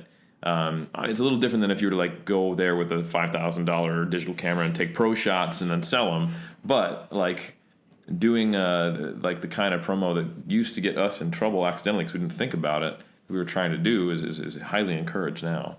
But the point is that at the time when we started, we were just a bunch of athletes, and not all of us, like we were personal trainers because it was the closest thing to being, like a bodybuilder for your job. None of us liked working with Gen Pop. Like we sort of had aspects of it, but we all wanted to just basically find a way to be bodybuilders as a job. So coaching wasn't the original plan. It ended up working out that way. And then we ended up really maximizing that skill. But from the get-go, I just wanted to be a fucking bodybuilder, and that aspect is really still inside of me. But when I started to go, okay, we're going to have to coach to make this whole thing work, and I went through that 2009 transformative experience, if you will, and started maximizing my education, maximizing my skill set, trying to be the best coach I could be, and finding I really loved coaching bodybuilders, I found that people were putting me in a position of what I perceived as authority and seeing me in a leadership role. And I was pretty afraid of that initially. Like, I'm happy to be the guy who will tell you about the science and, make some points and say some things and speak with authority on what I'm confident about. But I didn't really grab the mantle of being a leader, if you will, or a teacher, or being in a position where people maybe want to listen to what I have to say purposefully, or at least walking through the door that seemed to be open until like maybe the last 4 or 5 years, And when you do that, if you do it right, in my opinion, it really makes you think about everything you say, the way you carry yourself, the decisions you make, because I think leadership comes from leading by example, and trying to emulate the values that you believe in. And it really makes you go, okay, well, what are my damn values?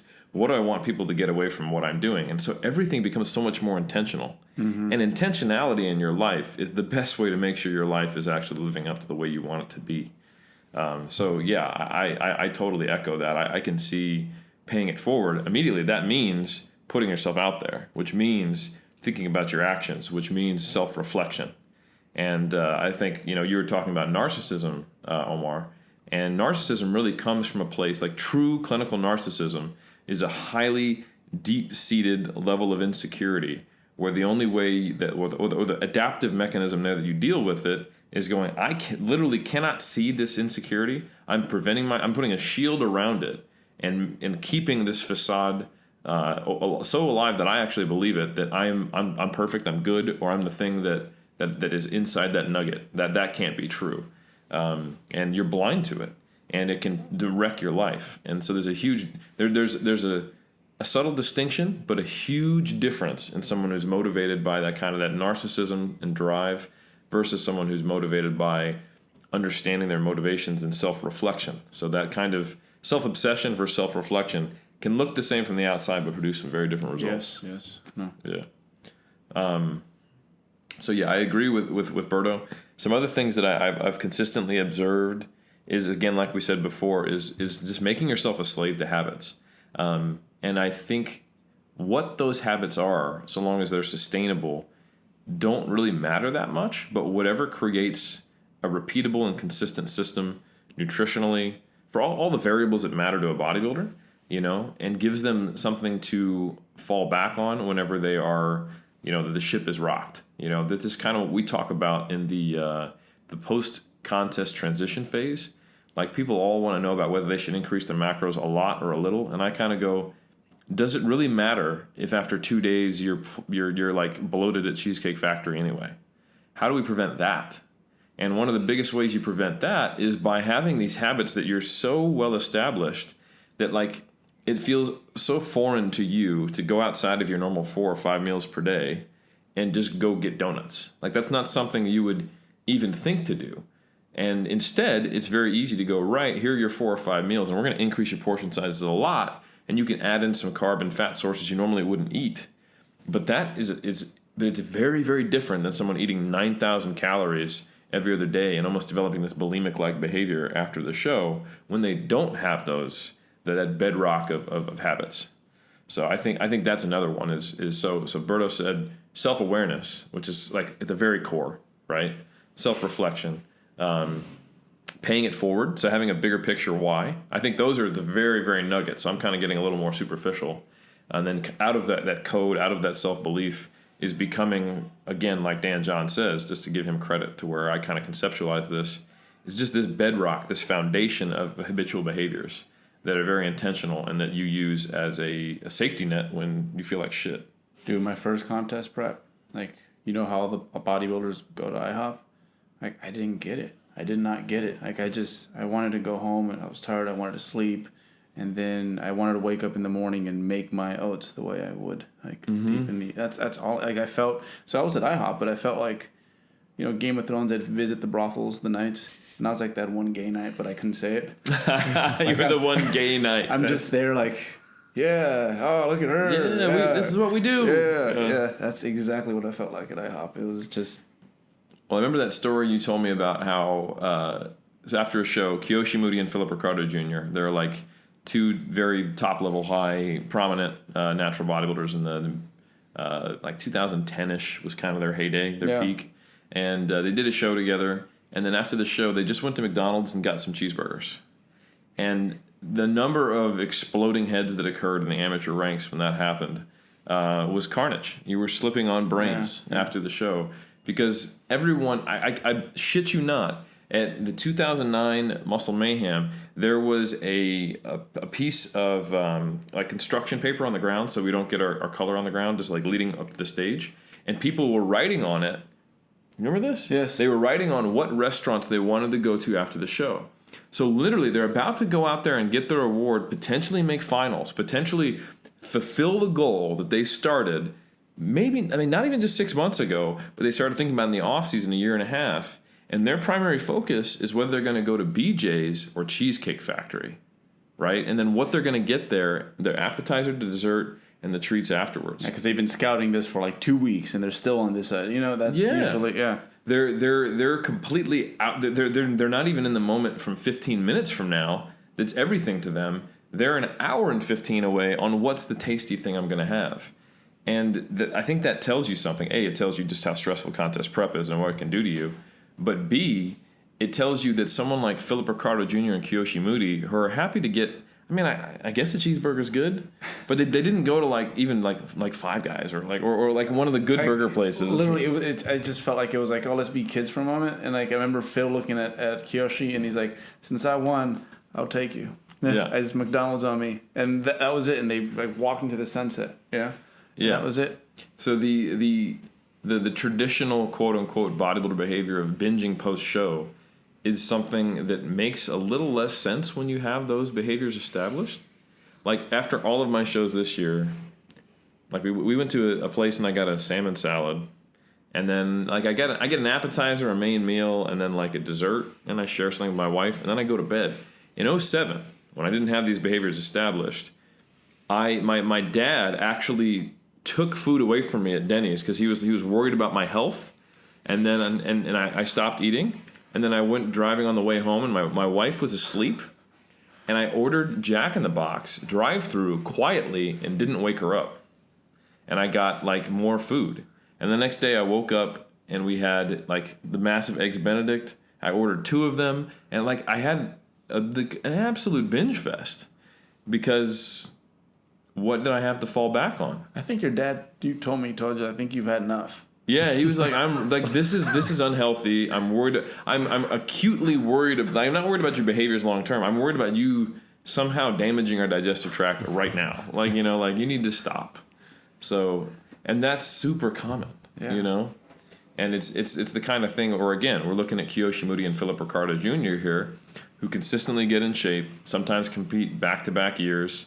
Don't spend a whole lot of time talking about like, oh, and the struggles of prep. Like it's all integrated. It's this lifestyle they live, and they go through phases where it's hard, and then they go through a transition. They know what to expect.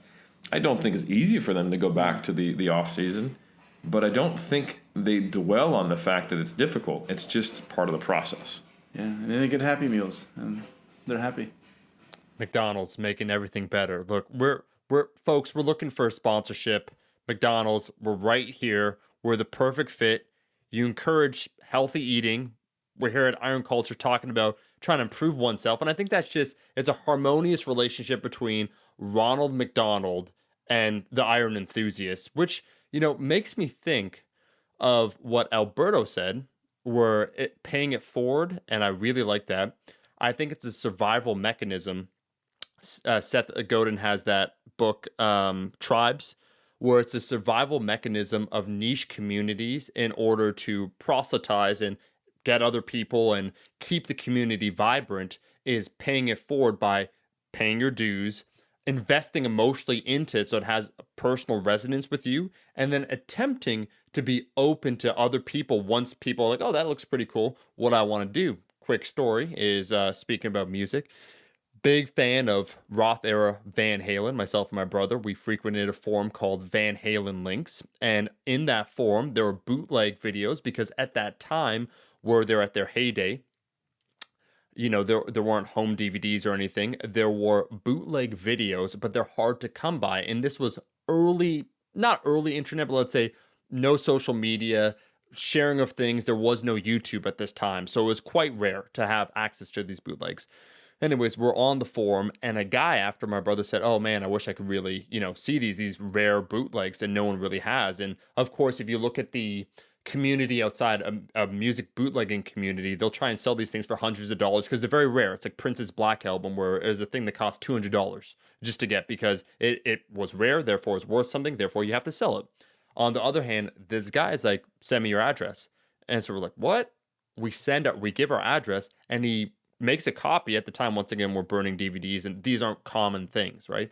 Does all this, sends it in a package, pays for the shipping himself, all these things, listed it, did all this extra work for nothing, didn't want anything in return, just wanted to share part of what he was passionate about with another passionate individual. So you have that with a tribe of people reminiscing or gathering together for music. You have that in bodybuilding, where you both are applying dream tan on one another. It all depends on whatever you want and what community you want to be a part of, and how to keep it a vibrant, active, growing community. And I think that's one of the biggest lessons I learned about bodybuilding more this year, is just seeing that aspect of that community as an outsider and being surprised about that. And so I see the richness that Eric spoke about. I've read more now about lifting than I probably wanted to. I'm reading a book a week now this year, and Eric's like, yo, bro, get Muscle, Smoke, and Mirrors. Get that one. No, for sure. What is it?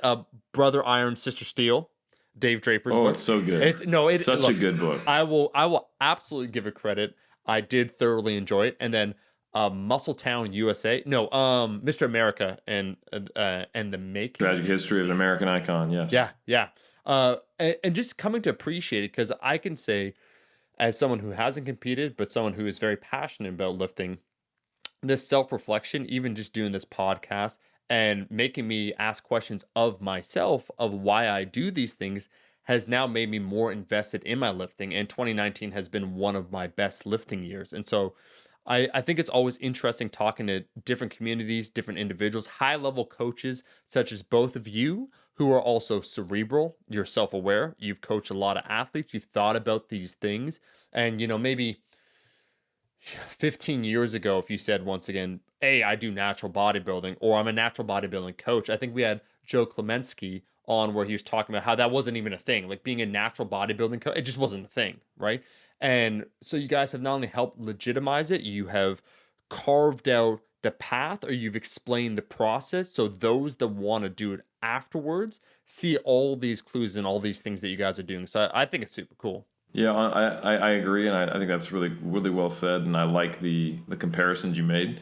One thing I would like to ask you, Berto, is, as a direct message to coaches, is there anything that you would like to say to how they can help athletes do what we've talked about developing the qualitative elements and the behavioral elements in their athletes to make them successful long term? Like, what would you have some time if you were like, talk to the coaches? They're right there, Berto. You see them? See those coaches? Okay. Look real close. Those coaches are right there. They're real impressionable.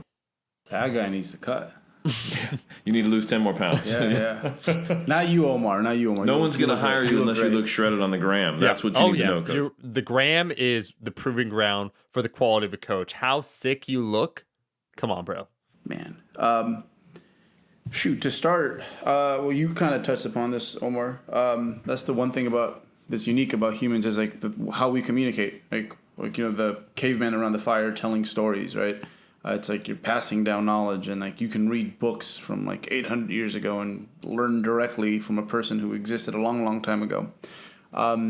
So I think it's still a little weird when at least right now it's like we sit in a place where it's like when we talk about these sort of things, it's like our people listen because that's not what we signed up for. That's still so surreal. But that was never the goal. And I think in part that's why we've been able to be in that position. So how do you get into that position? How do you, I guess, get promotions within your community? And I think biggest thing is you got to love this. So you got to find ways to really enjoy this for a super long time. Like maybe now I'm not necessarily in love with a lot of the things that initially I fell in love like when it came to this thing. It kind of move around, but it's still something within the parameters of the iron game for sure. But I love it. So you got to find a way to make that sustainable and to work on like a relationship with someone else. It's like how do I keep my this is. Maybe I'll get married one day, but like this is like my first love right here. This was my baby. So how do I keep this going strong? It's super important because once you fall out of love with that, it's gonna be hard to get that back. And I've seen that often. So being able to just set yourself up to be enthusiastic about this bodybuilding thing, I think is like the first thing. And then I think the other is. It goes back to like say a relationship with someone else. It's like this is the bodybuilding thing. You love it, right? But there's these gaps, there's these holes within this bodybuilding person, and I want to help this thing get better, improve, so that when I'm not around anymore, like this can be enjoyed even more so potentially than I enjoyed this. So it will outlive me. And right. I want so your client's success will outlive the time you coach them. It'll contribute to this flow, and what we do now. It's me and that 17-year-old kid. It's just me and the 17-year-old kid, and we're talking about his grades and why this is happening. But non-directly, that's going to impact other things, and I think just like how we talked about how doing all these bodybuilding tasks have made us better at other things. I think. The good work you put into yourself as a bodybuilder and that you put into your other bodybuilders, cheesy, but I think it will help improve the world, right? Like I think it sends that out there, and he's able because of bodybuilding to he's a police officer now, so he'll be a fantastic police officer, and then at some point like a great dad, and you'll have great kids, and hopefully this helped in some way. Man, I just want to highlight a couple really really good things you said, Berto. So for one, you said not. Here's how you get more authority in the community. Because I think what a lot of people are trying to do on Instagram is they are trying to assert themselves into a position of authority and then convince you that they are the authority figure. Yep. And that's totally understandable because that's the way it's been done. But you use the word promotion as though the community is saying, hey, we're going to give you a promotion. You're working directly for the community. And if that is actually your viewpoint, you're not going to try to fast track yourself. You're gonna listen and watch and be like, what position are they asking me to fill? Mm-hmm. What is the people who are coming to me as potentially a teacher? What do they want to learn? Not how do I make myself seem better or on a pedestal and take grab myself, put myself in a position of power is not the same thing as being promoted by a community to the point of being an elder or a teacher. So I love that you said it that way, and I think that's an important perspective shift for any coach, because that's going to define the flavor of your relationship with your athletes. The other thing I think you said is it's all about seeing kind of the intangible long-term benefits of coaching someone for their elements of their life and their career that you won't even see the effects of. Mm-hmm. But you only think you won't see. It's just a period that you cannot predict. And I get it. Like, there's a lot of pressure to be successful now. I'm saying this to all you coaches out there. There's a lot of pressure to, like we were right now in Hong Kong, we're talking to a lot of personal trainers, and the pressure, the way they sell, what they have to do are these 12-week transformations. And they kept asking me, what's the best way I can maximize the 12-week outcome? That's the only way to keep my job, keep my personal trainer manager happy, etc. And I refused to answer the question with just saying what I thought the best 12-week program would be. And I kept telling them, sure, here's how you do that, but I want you to spend the entire time in their ear talking about how to maintain the habits that are going to go into that period afterwards. And I was like, yeah, what I want you to do is set up a freaking like email drip that goes through all the maintenance strategies and all the ways to find new things to expose yourself to in fitness and nutrition, to love it and to generate intrinsic motivation and not to have this short-term goal, because that's going to pay off so much in that person's life later. And then they're like, that was what I just could not tell them, here's how you get good 12-week transformation, because everyone has had a good 12-week transformation. You know, that's like everyone has had success and then failed and then doesn't know how to do it. That's the fitness story. And that's what the transient fitness community has been victim to, and why they just keep getting shuffled around to the next program. So anyway, the point is, I understand why it's very difficult for a coach to see why they should invest this time and effort into thinking about the long-term development of their athletes, because they can't immediately see the tangible benefits. And coaches are starting out poor, not making money, trying to pay the rent. Like, you're not in a position where you have the luxury of hoping that something you do will pay you back in the long run. But what I can give you is a little bit of assurance that, man, the things we've done, like some of the connections we made on the bodybuilding.com forums in 2005, or some of the athletes we took on to our very first competitors in 2009, are now leaders in our community, have now done things that have incredibly benefited us. Like some of the athletes I've taken on, I had no idea would become huge social media, like have large followings or have successful companies. You know, when I started working with Bryce Lewis, I just wanted to help the guy deadlift 405 without rounding his back. And now I've had the opportunity to coach at IPF Worlds, and I've watched the strength athlete develop into a leader that's doing the same thing that 3D Muscle Journey is trying to do in the strength community. When I first got my first video report from Matt Ogus, and he asked if that was okay, I was shocked that there was thousands of views. And then he put us in a position where we were able to help a much larger number of people.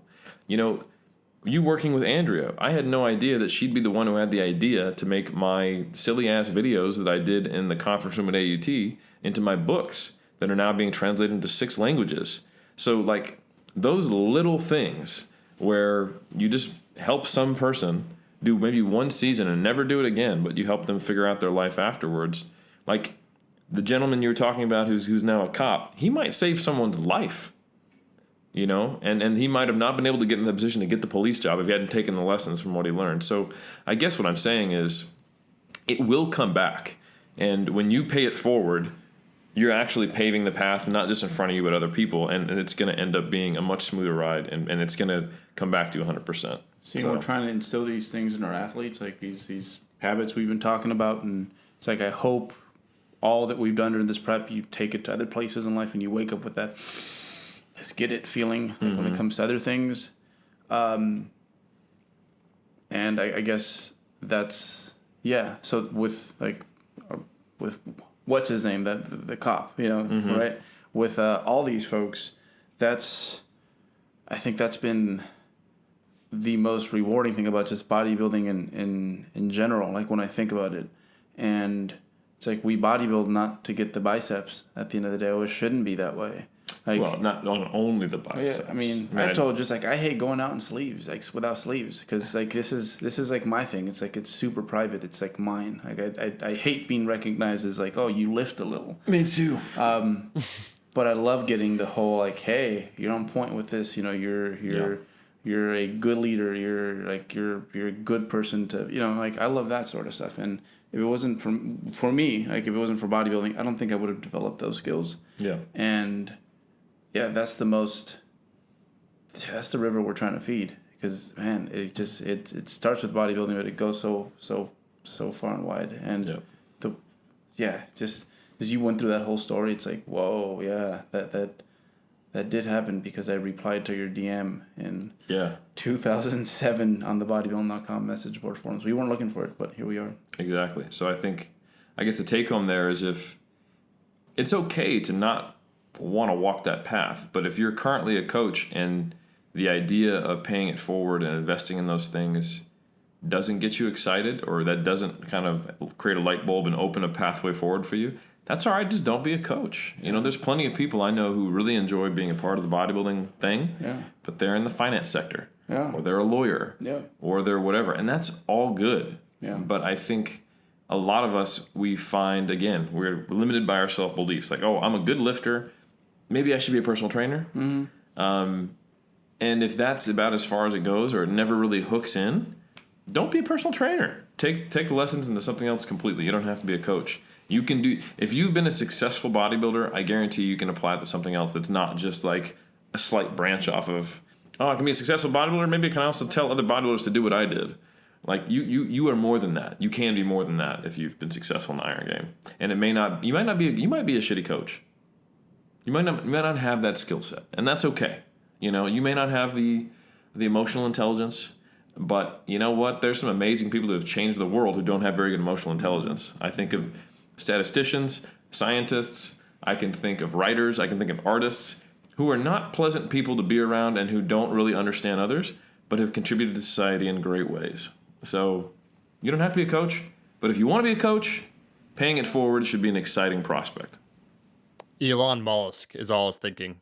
Our favorite seafood entity, where you were just saying someone that his emotional intelligence or just his response to cadence of his rhythm. I'm like, are you good, bro? Have you done some experiments with AI and it's overtaken your mind? Just, he looks off into the distance and he's just like, right, that would be terrible. I'm like, okay. And everyone's blown away because you have you're socially atypical and therefore you're more interested. He must be a really deep thinker. I'm like, or he just is socially not very with it, I want to say, now I do want to say that there is someone, and I'm going to keep it quite vague, where you said the concept of being a bad coach.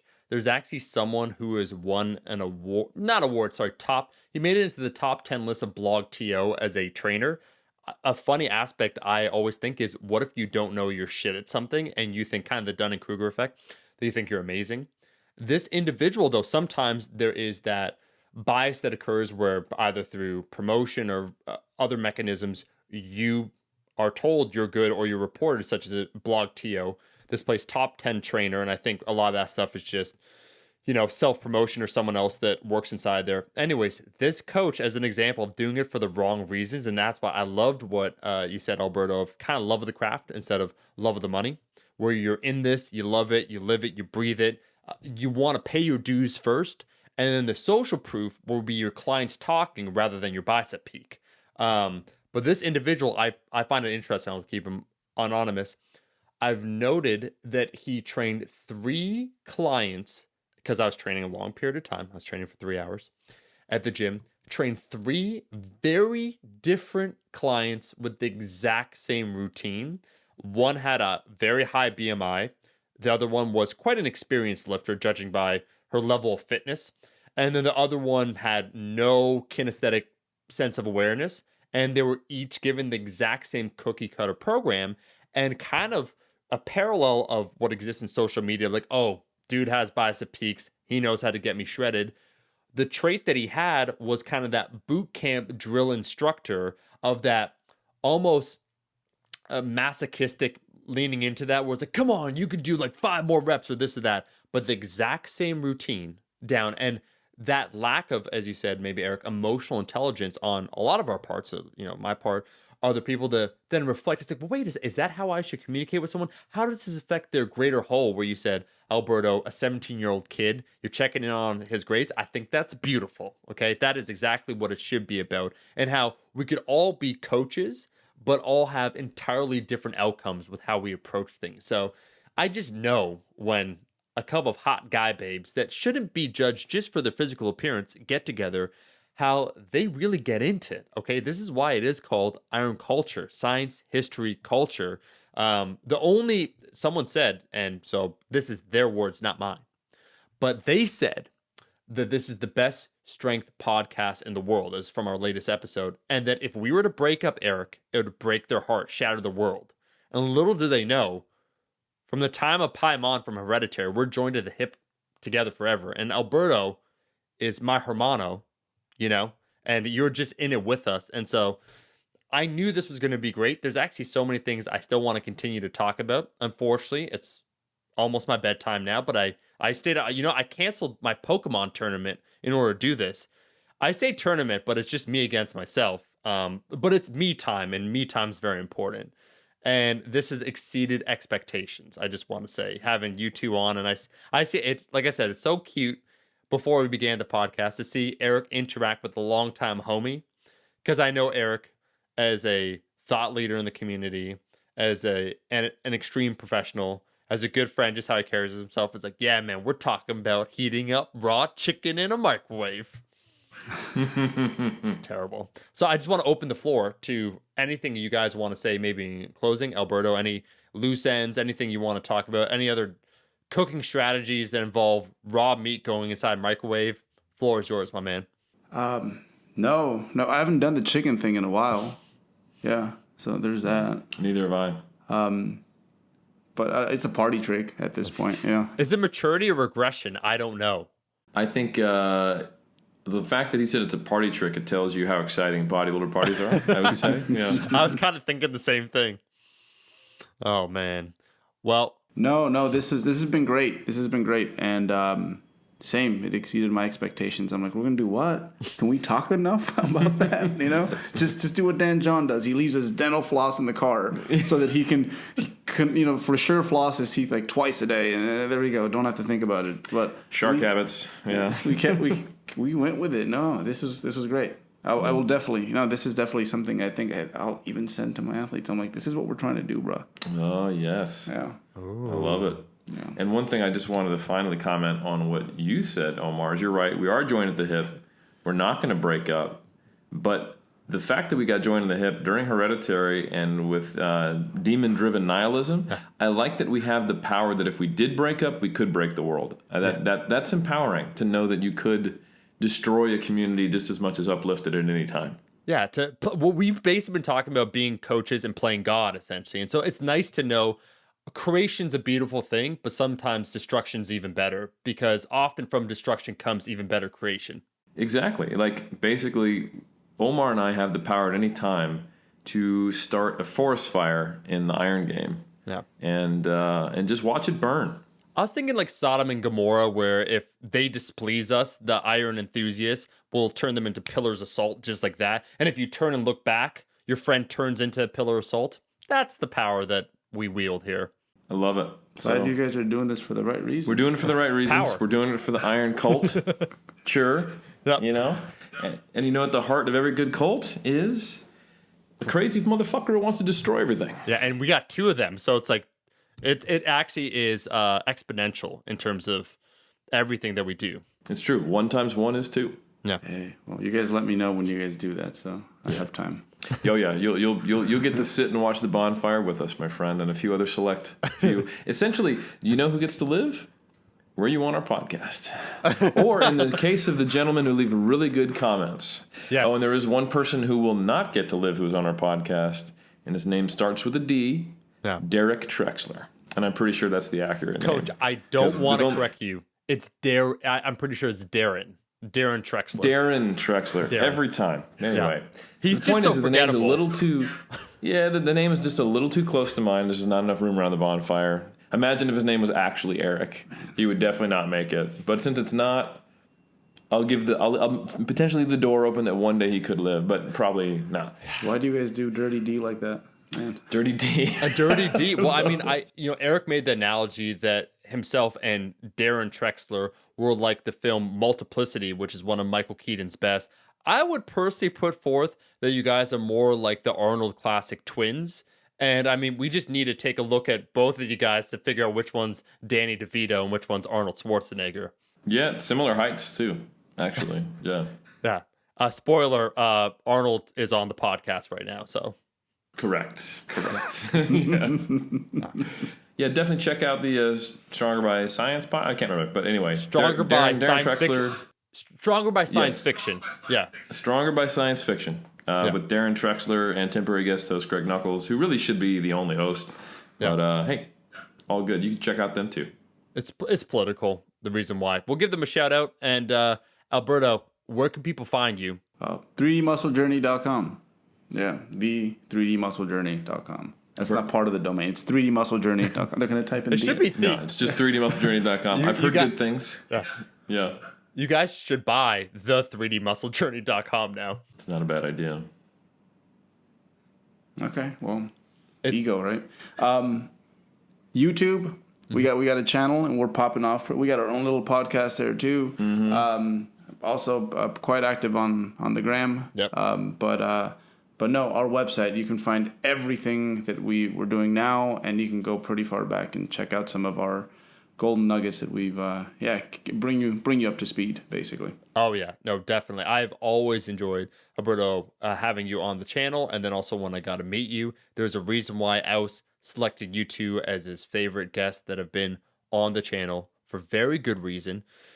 You know, I just want to say in closing that one of my pet peeves, and this is just a random tangent, but I'm going to say because you said the 3D muscle journey, would be people with Instagram accounts that are unknowns in quotations, of people that have no notoriety whatsoever, and it'll say let's say John Smith official will be the name, as if they're setting themselves up for success in the future, which, hey, much respect to you, but it's like John Smith official, and then it's someone that does like a photography account, but like the amateur level. It'd be the equivalent, Eric, if before your first show, even before competing in 2007, if you came up with an Instagram that was like Eric Helms, professional natural bodybuilder official, would be your Instagram handle before you even competed. Or future natural pro. Yeah.